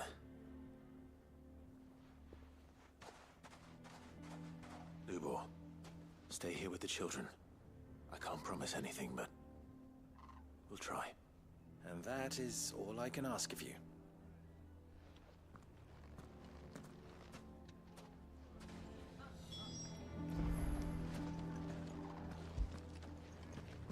The man with the sword was going to kill us, but then Lubor shot magic at him. It wasn't... I don't care if Lubor's a bearer. He's still Lubor, isn't he? The man with the sword was going to kill us, but then Lubor shot magic at him. It was amazing. Thank you, Clive. I'm sure you have better things to do with your time. Why are you taking the bearer's side, Victor? Are you one too? No, I'm not. Just listen. What do you mean, don't jump to conclusions? He cast a spell without a crystal. What other conclusion is there? Why do they always have to make such a fuss outside? It's driving away our customers. He knew all along that he was playing us for fools. And we fell for it. We followed him. A bearer.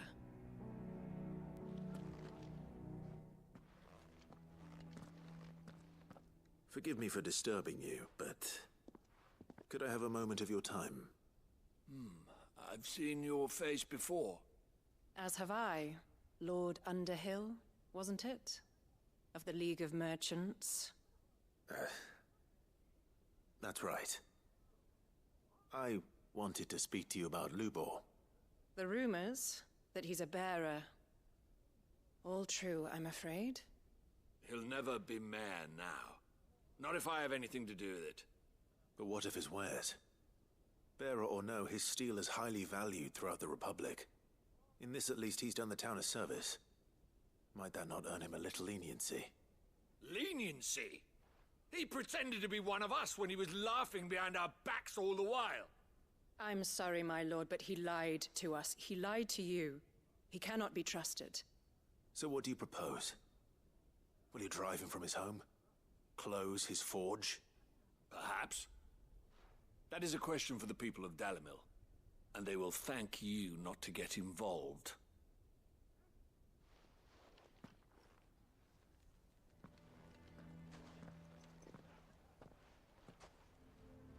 The townsfolk have made their minds up. There was nothing I could do. Nor I. Conrad and Natalie refused to consider anything but their own wounded pride. You never know. Once their anger is cooled, they might see things differently. For now, we should report back to Lubor. All right.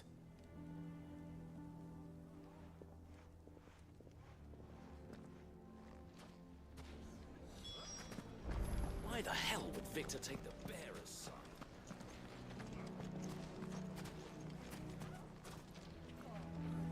I assume the situation is hopeless? There's still hope. But...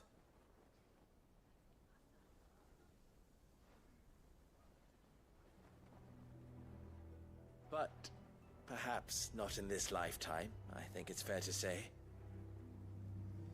You mustn't think like that, Lubor. Give them time. They'll come around. We'll talk some sense into them in the end, you'll see. No, you won't. And your efforts would be better spent elsewhere. But Lubor... Rosina would often tell me that steel does not lie. That a blade is a reflection of the smith who forged it. To yourself be true, that was her point. Rather an ironic one when you consider that her life was taken with a blade of her own making. But I do not doubt that she was always true to herself and what she believed in, right to the end. And so must I be. I must do what I know to be right, no matter what others might think of me. And now, I know what that is. I must embrace my new role of villain so that the people of Dalimil have something to unite against. For only united can they hope to stand against the threat that awaits them. I'll need to make a suitably dramatic exit, of course. Don't go, Lubor. You're the only one who was ever kind to us. We'll be all alone. Again. Trust me, little ones. It is for the best that I go. Not only for the town, but for you, too. How could it possibly be for the best? These children need you. The least you can do is give the townspeople a chance to change their minds. I would not take it, Victor. It's over. Over, you say? And so just like that, you're going to throw this town and these children to the wolves? I thought you were better than this. But it seems you had me fooled as well. Victor. Forget it. Do what you will. Are you sure you're making the right choice, Lubor? Of those available to me, I believe it's the best one. Yes. Ah, but where are my manners? Here. A reward for clearing out that bandit camp. Right then. I have packing to do. If there's anything I can do. Anything. I'll bear it in mind. Thank you.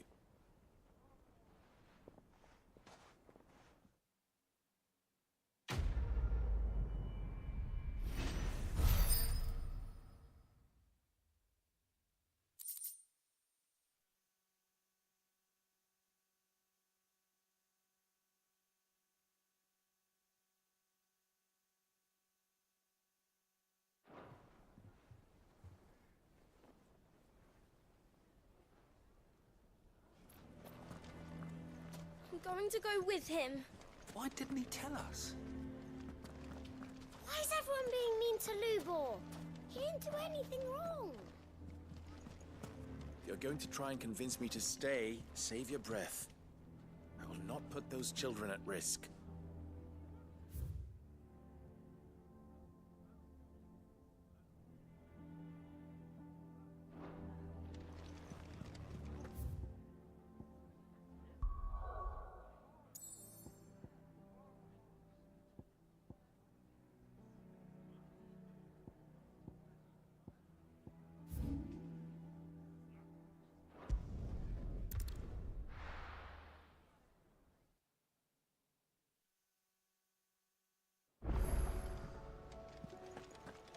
I am certain we will find what we seek in her.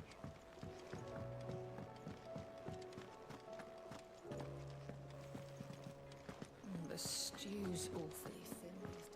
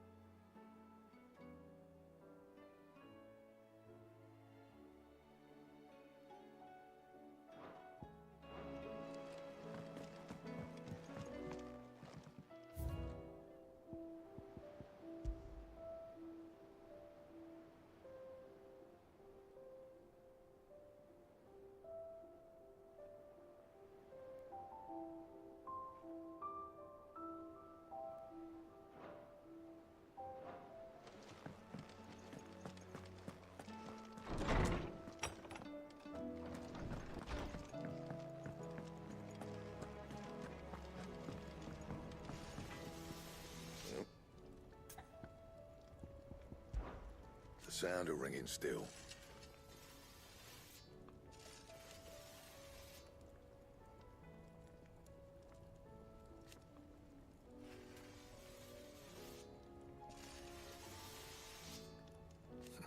So we weren't.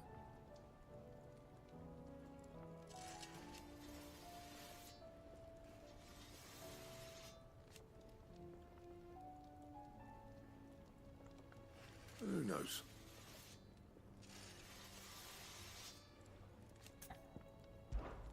What's Sanktfordian, dear.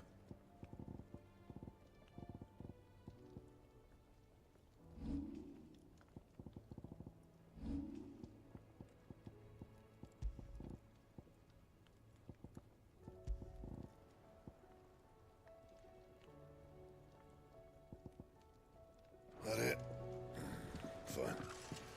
The stew's awfully thin.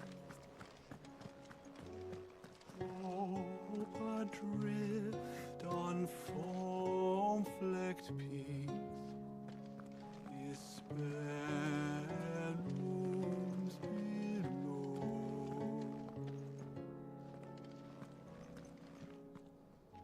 Yet in the dark, a flame is sparked that warms us in its glow.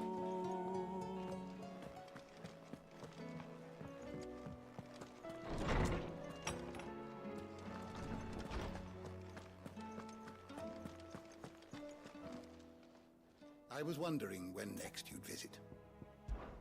If I may observe,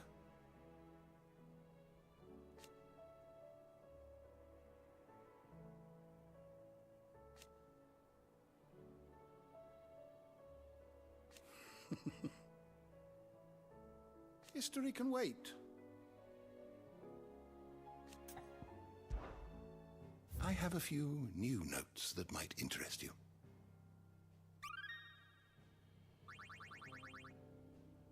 If you have a question for me, I should be happy to answer it.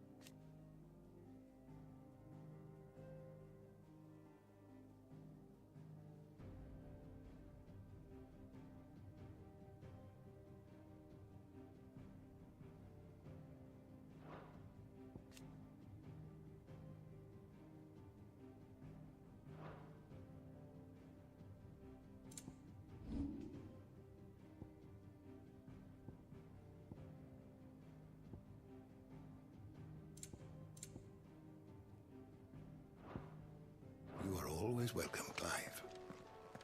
Meets it all. I can ride.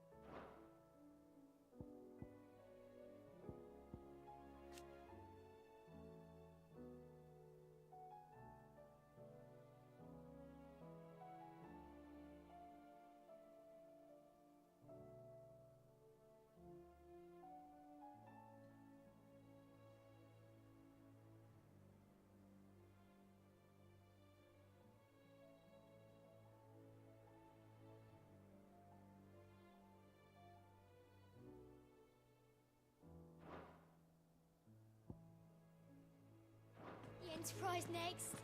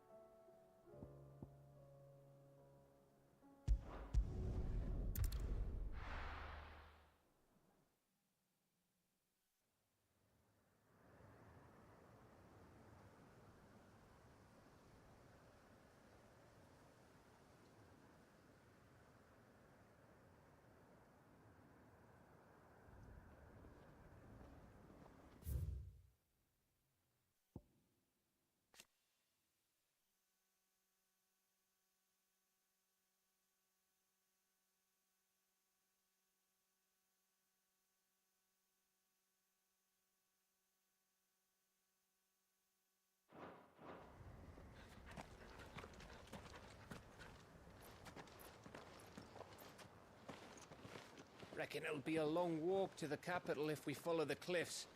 I'll scout ahead, see if I can't find us an inland route.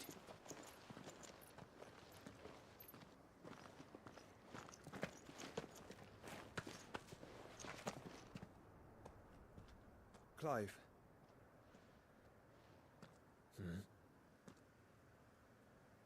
There's something I've been meaning to ask. You took her icon, didn't you? Yes, I did. She understood.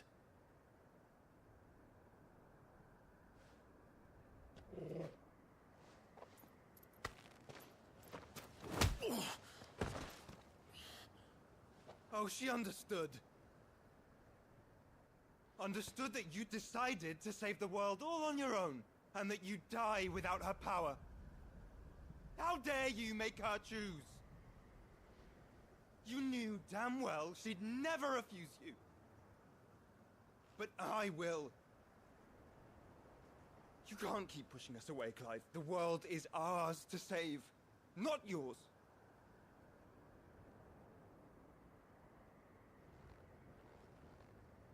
I used my gift because I thought it was the right thing to do.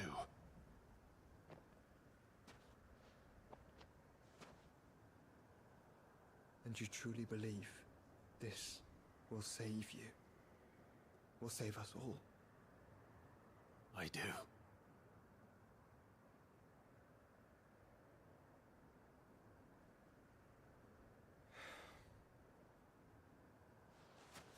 Then so be it.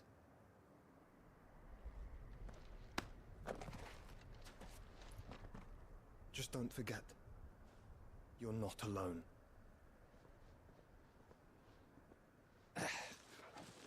Think I found us a trail. Did I miss something?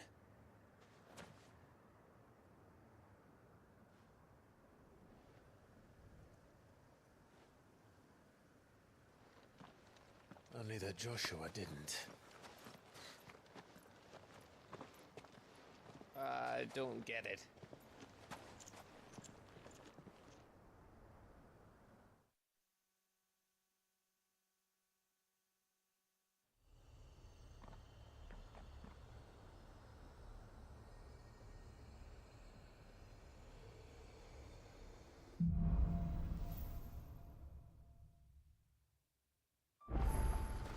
Always wanted to visit Ash. We're in Waluda territory now. Don't expect a warm welcome. Oh, I don't know, Clive.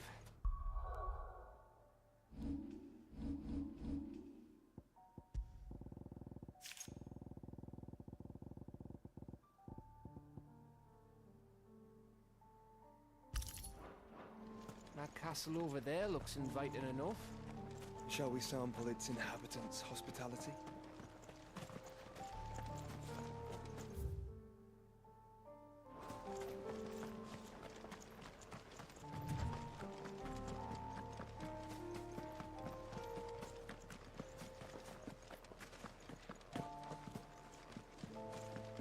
Remember what I said about warm welcomes, Gav?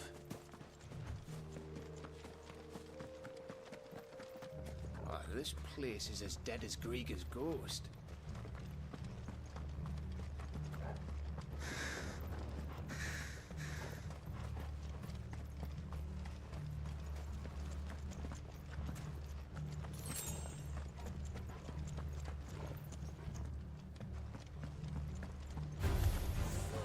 I knew I smelled something.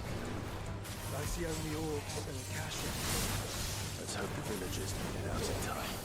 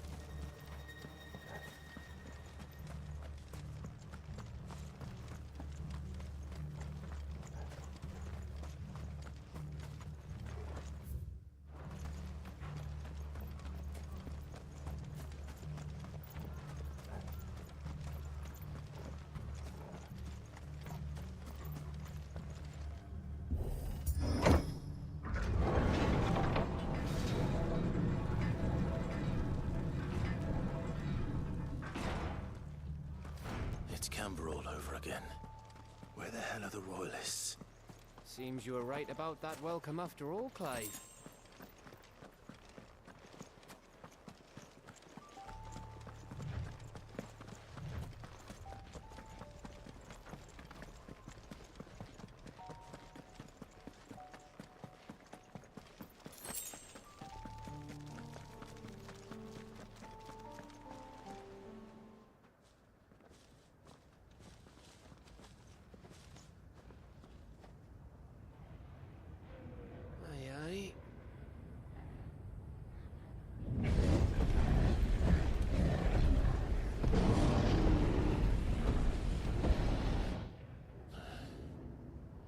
Is the whole of Ash fallen into Ultima's hands?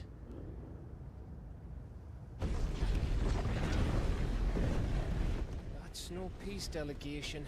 We should send a warning to the others. No. My uncle will have an eye on the coast. I trust he'll find a way to entertain any uninvited guests. Our mark is Drake's Spine, and there's a lot of road between us and it. We press on to Stone here.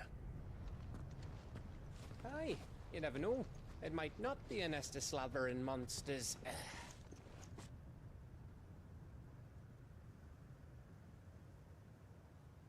Clive.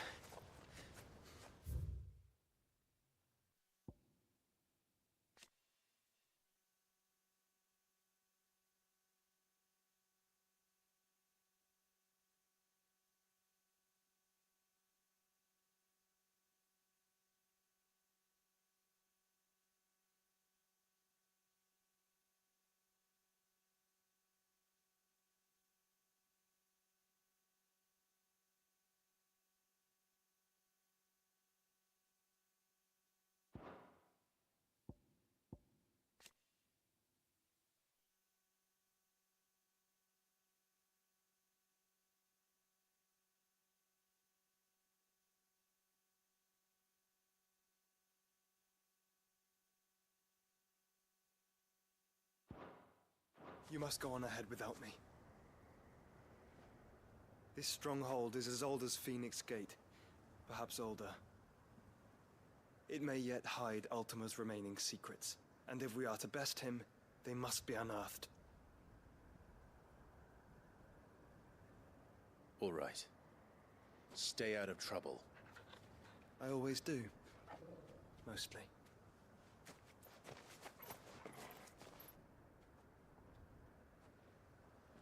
You sure about this? About leaving my brother on his own. Of course. Mostly.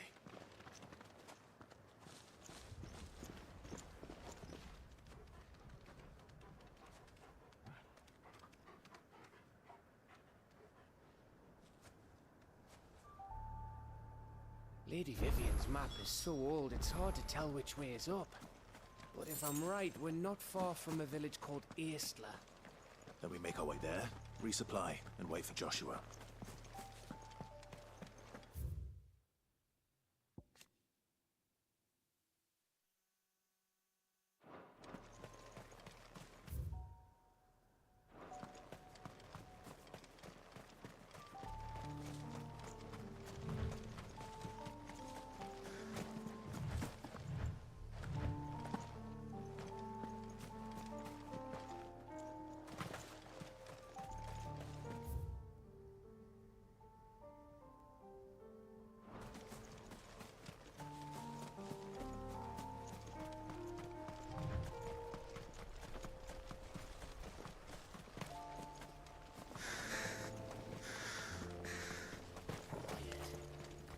This place reeks like a mortal's arsehole. Though I'm guessing it's not the smell that will kill us. Farewell! Stop, lizards!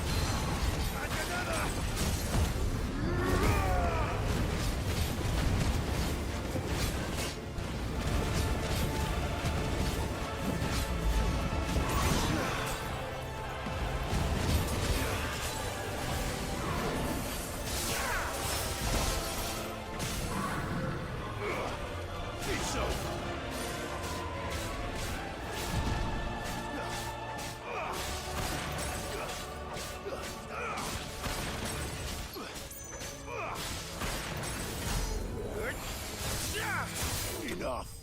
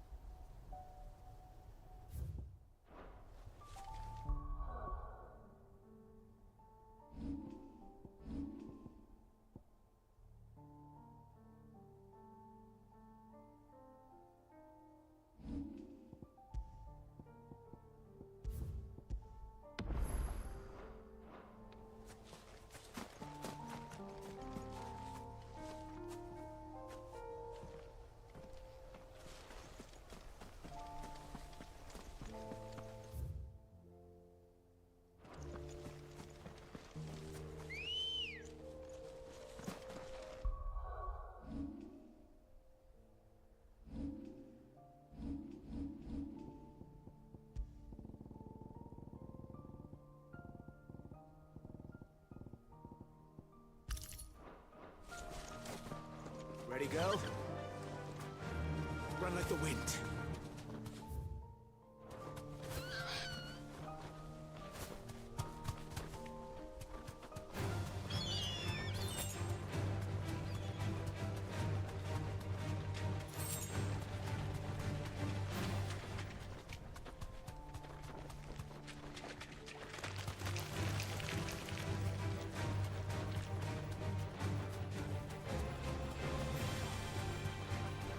Straight home now.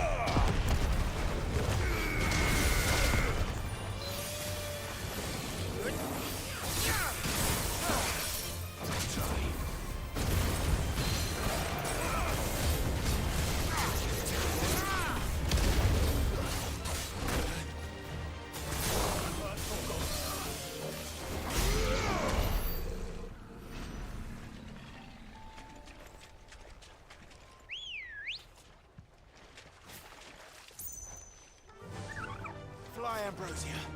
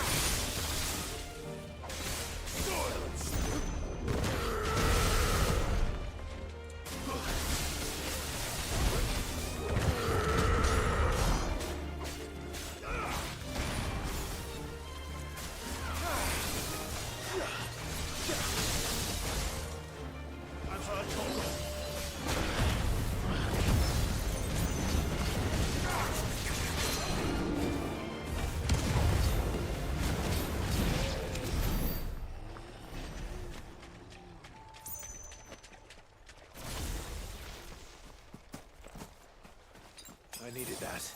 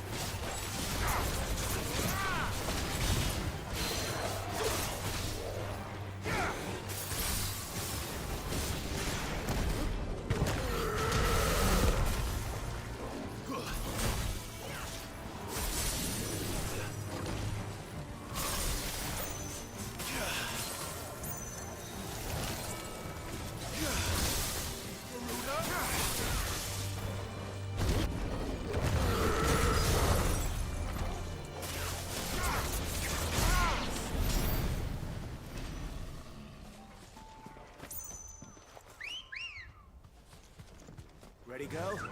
Run like the wind.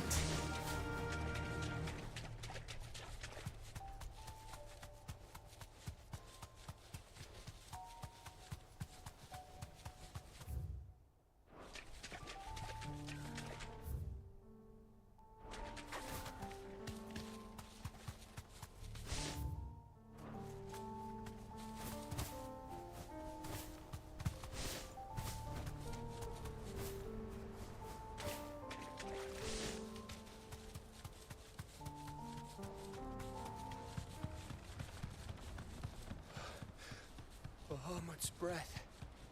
Don't look down, Torgal.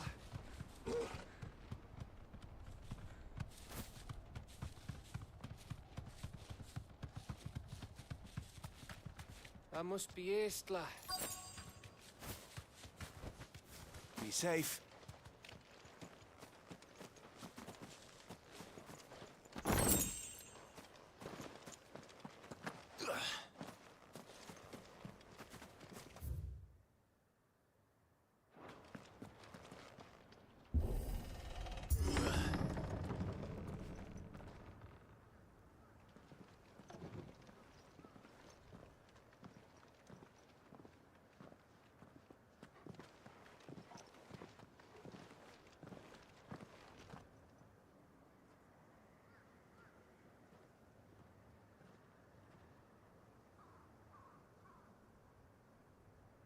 What do you think, Clive?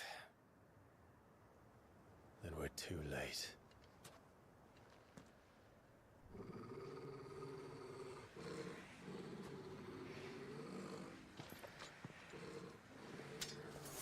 Damn it. They're all turned. There's nothing we can do. I wouldn't say nothing. No quarter gap!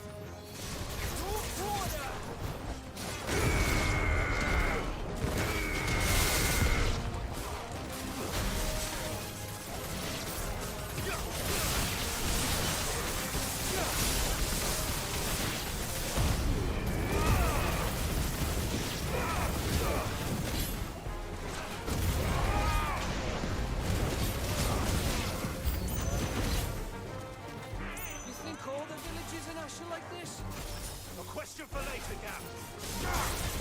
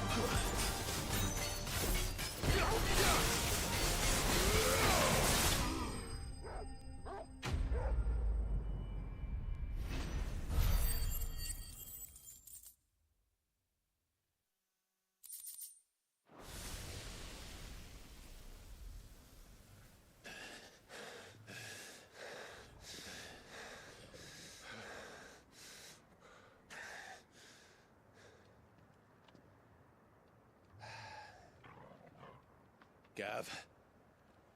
Gav! Don't tell me there's more.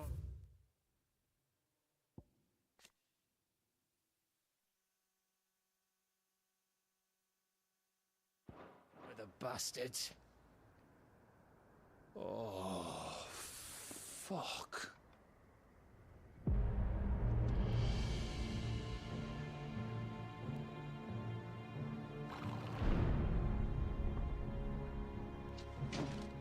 Have you come to watch, Odin?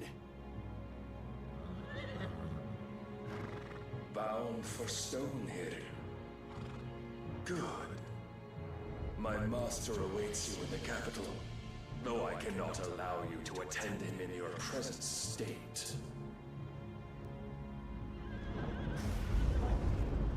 And how are you going to stop us? Why, with this!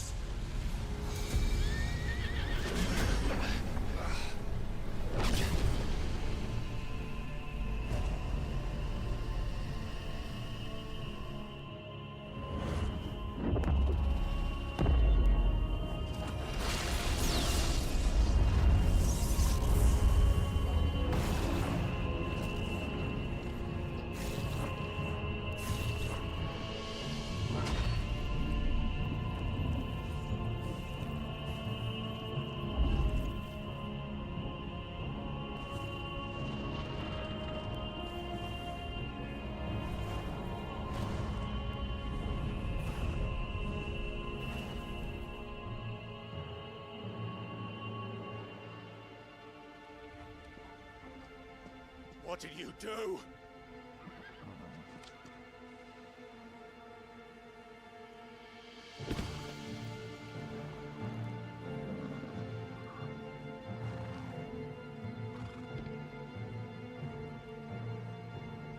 If the vessel would see the path opened, it has but to ask. I shall see that my master's prize is made presentable.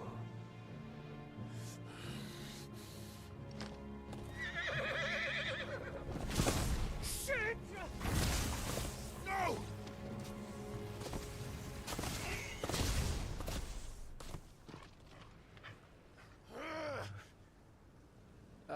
Clive, would you mind telling me what the fuck just happened?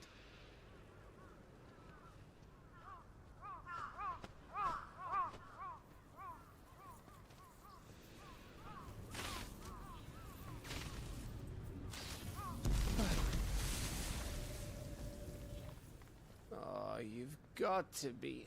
How are we supposed to get through that? We seek an audience with the king. If His Majesty wants me to come and ask him, then that is exactly what I'll do. Before you go practicing your petition, we don't even know where the fucker went. How about we cool our heads and think this through, eh?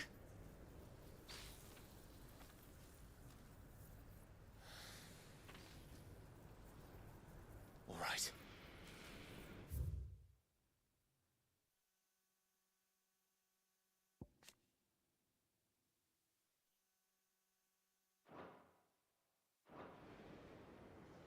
Maybe there's something here we can use.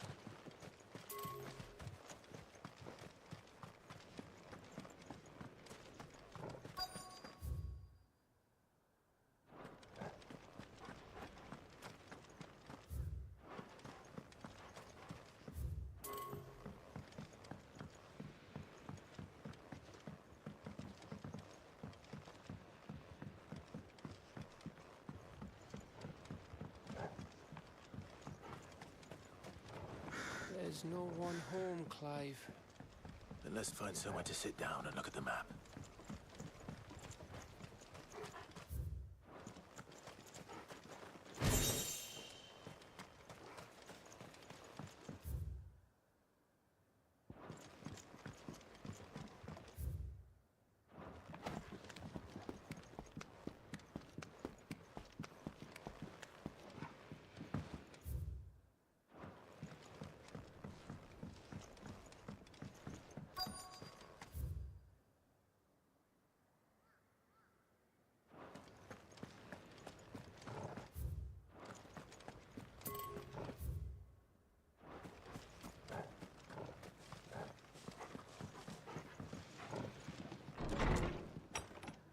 Anyone here?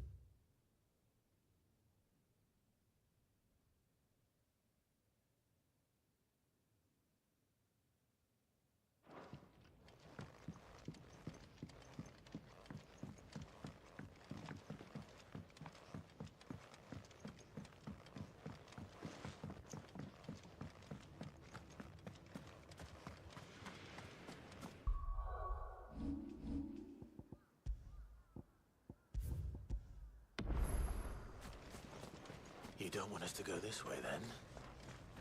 So where do you want us to go?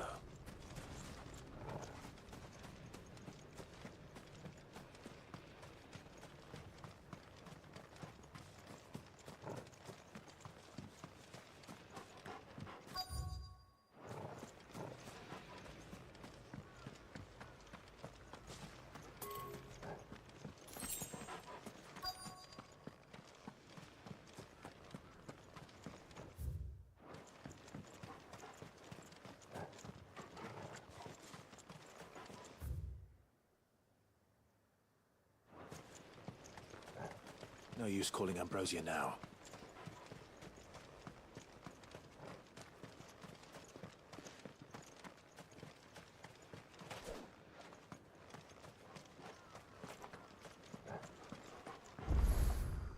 I thought we got them all. So did I.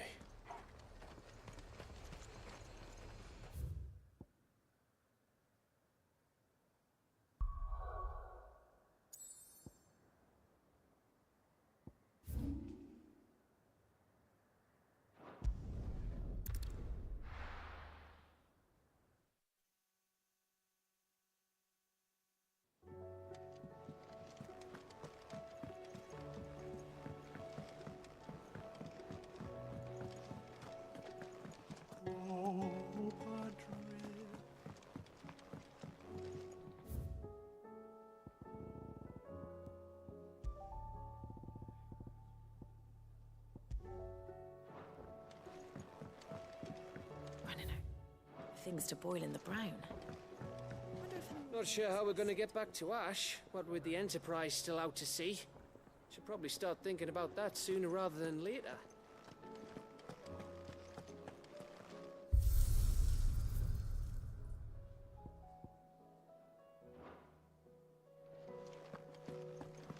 The stew's awfully thin these days.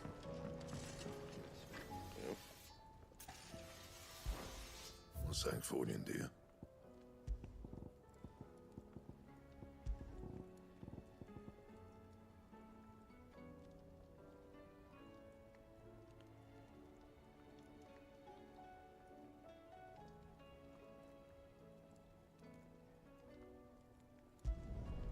Not bad, if I do say so myself.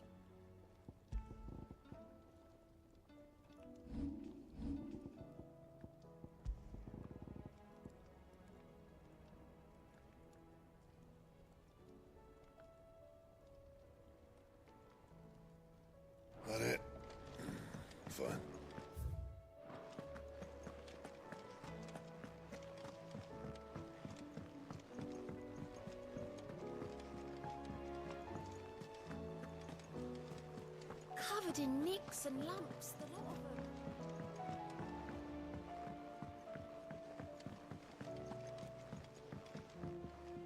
Back again? How may I help you today? Study it well, Clive. I have the details here.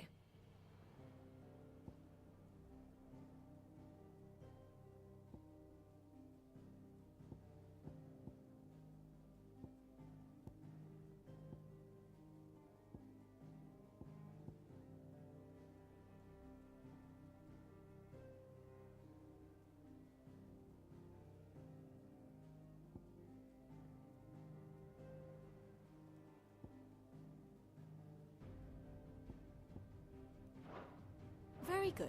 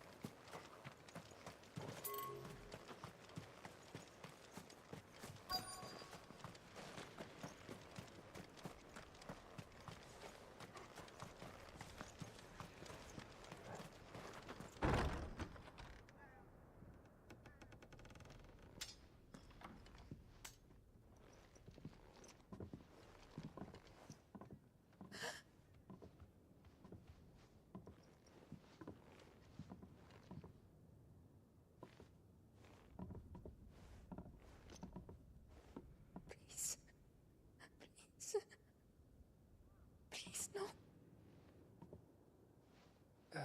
Miss. Whoa. Easy. Easy. We're not turned, all right?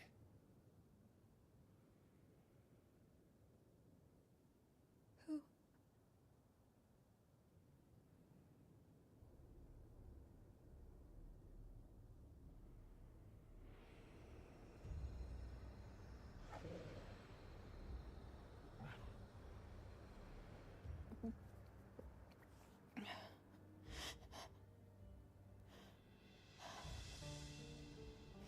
My thanks, kind travelers.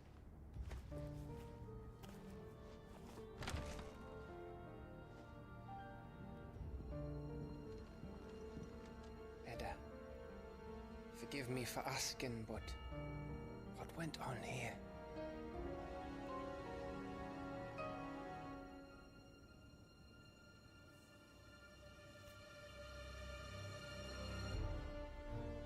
It all started when the skies changed. The elders said it was the Arche.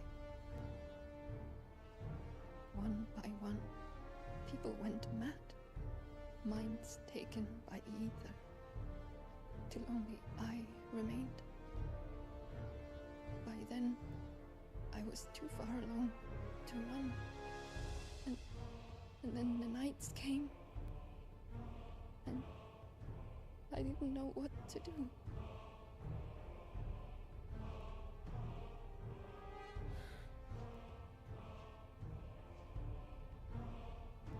And this, Arche is... Just a story. Something our grandparents told us when we misbehaved. About how the heavens would grow dark before the land took her last breath. The end of the world.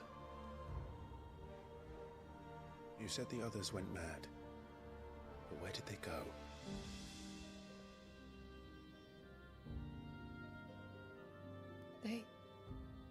They all left. Drawn east to the tower, to reverie. The elders, the healer, the blacksmith, my husband.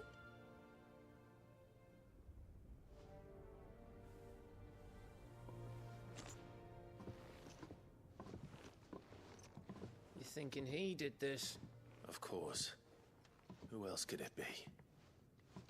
You were in Canva. You saw what he did to the people. But then what about her? How come her nut hasn't cracked? The baby, perhaps? Could be protecting her from the ether. I can't think of any other explanation. You mean... it's a bearer? It won't matter what it is once Ultima's magic takes hold. Time's running out.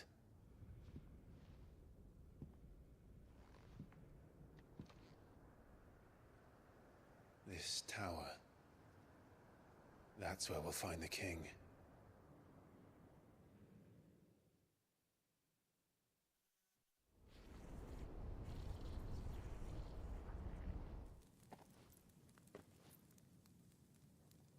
I knew it.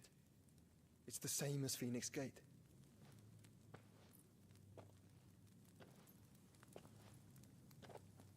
Which means at the end of these stairs should be...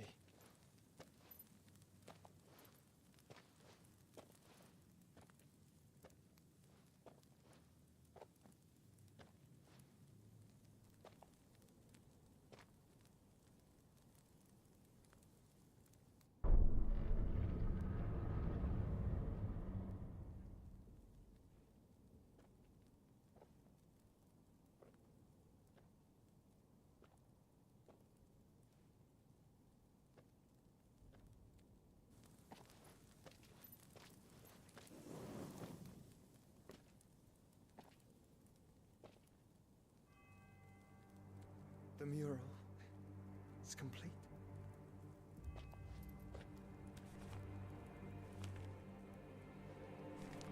Ultima and his vessel, Ifrit. Garuda, Ramu, Shiva, Titan, Bahamut, Odin. Even Leviathan the Lost is here. But where is the Phoenix?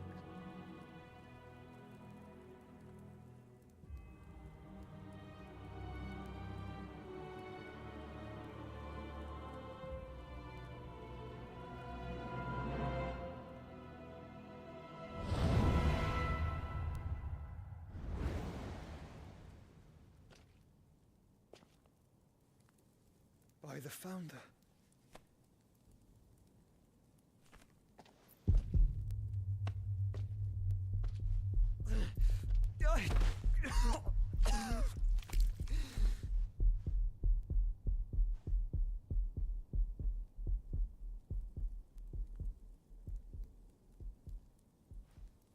So that's what you want, isn't it, Ultima?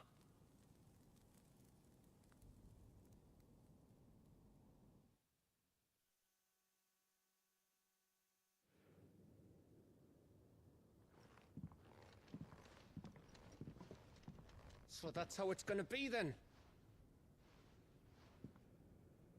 I'm not asking, Gav. I need you to stay with Edda. What? I must do this alone. If I don't return, you're to find Joshua and make for the Enterprise. Understood? Aye.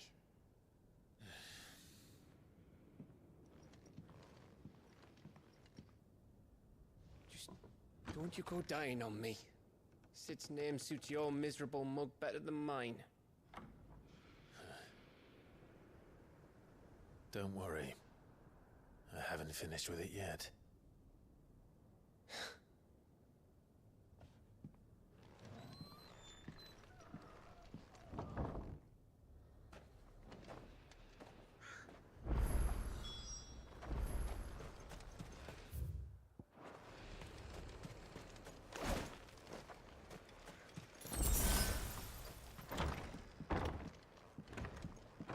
We have always avoided the tower.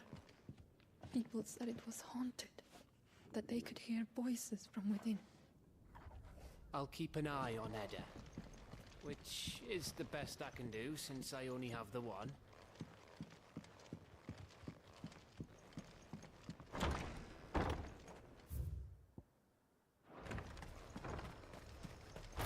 Barnabas is controlling the Akashic, then wherever he goes, they'll follow. And so will I.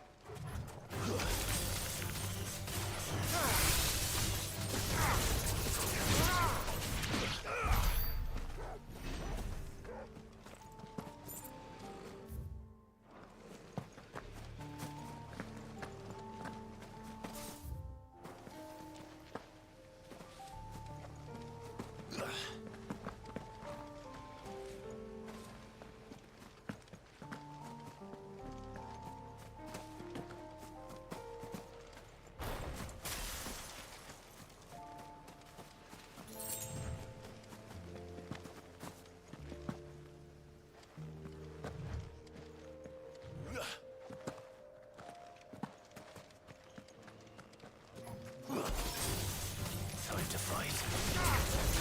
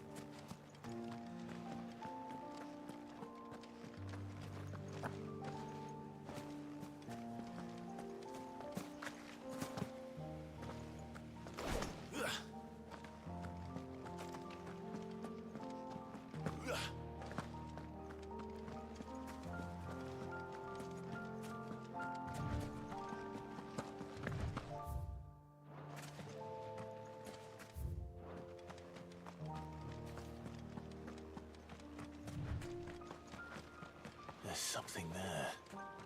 I can feel it. But now's not the time.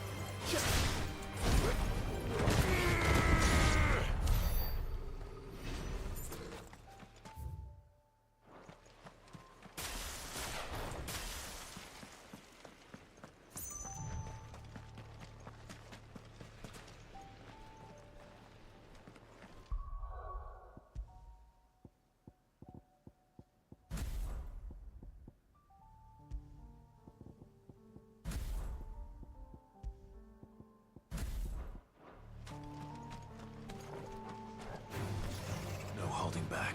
Garuda! Titan!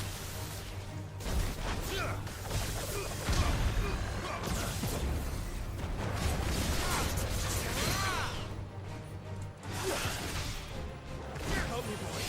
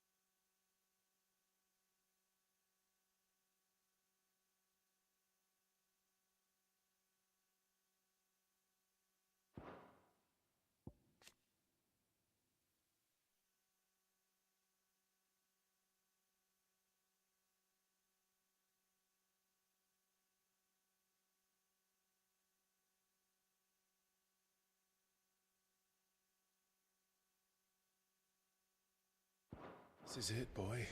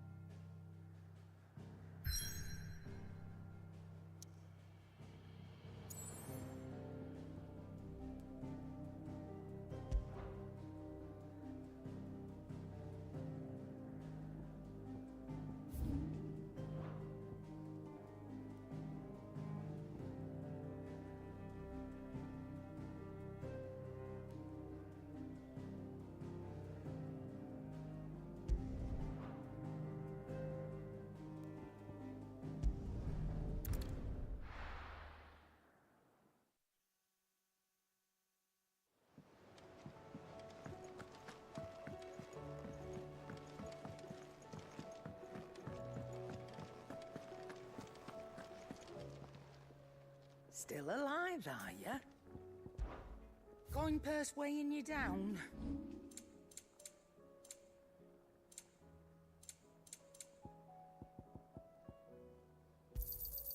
You'll not find a better price than that. You're rubbing me blind, you know.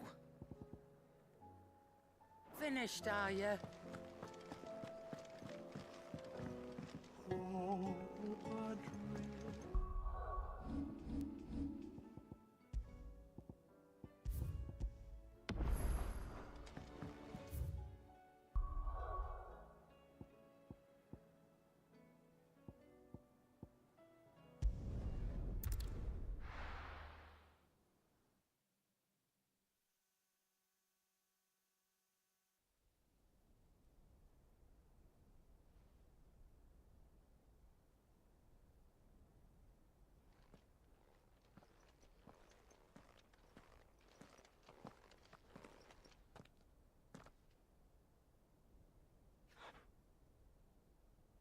I've come for you.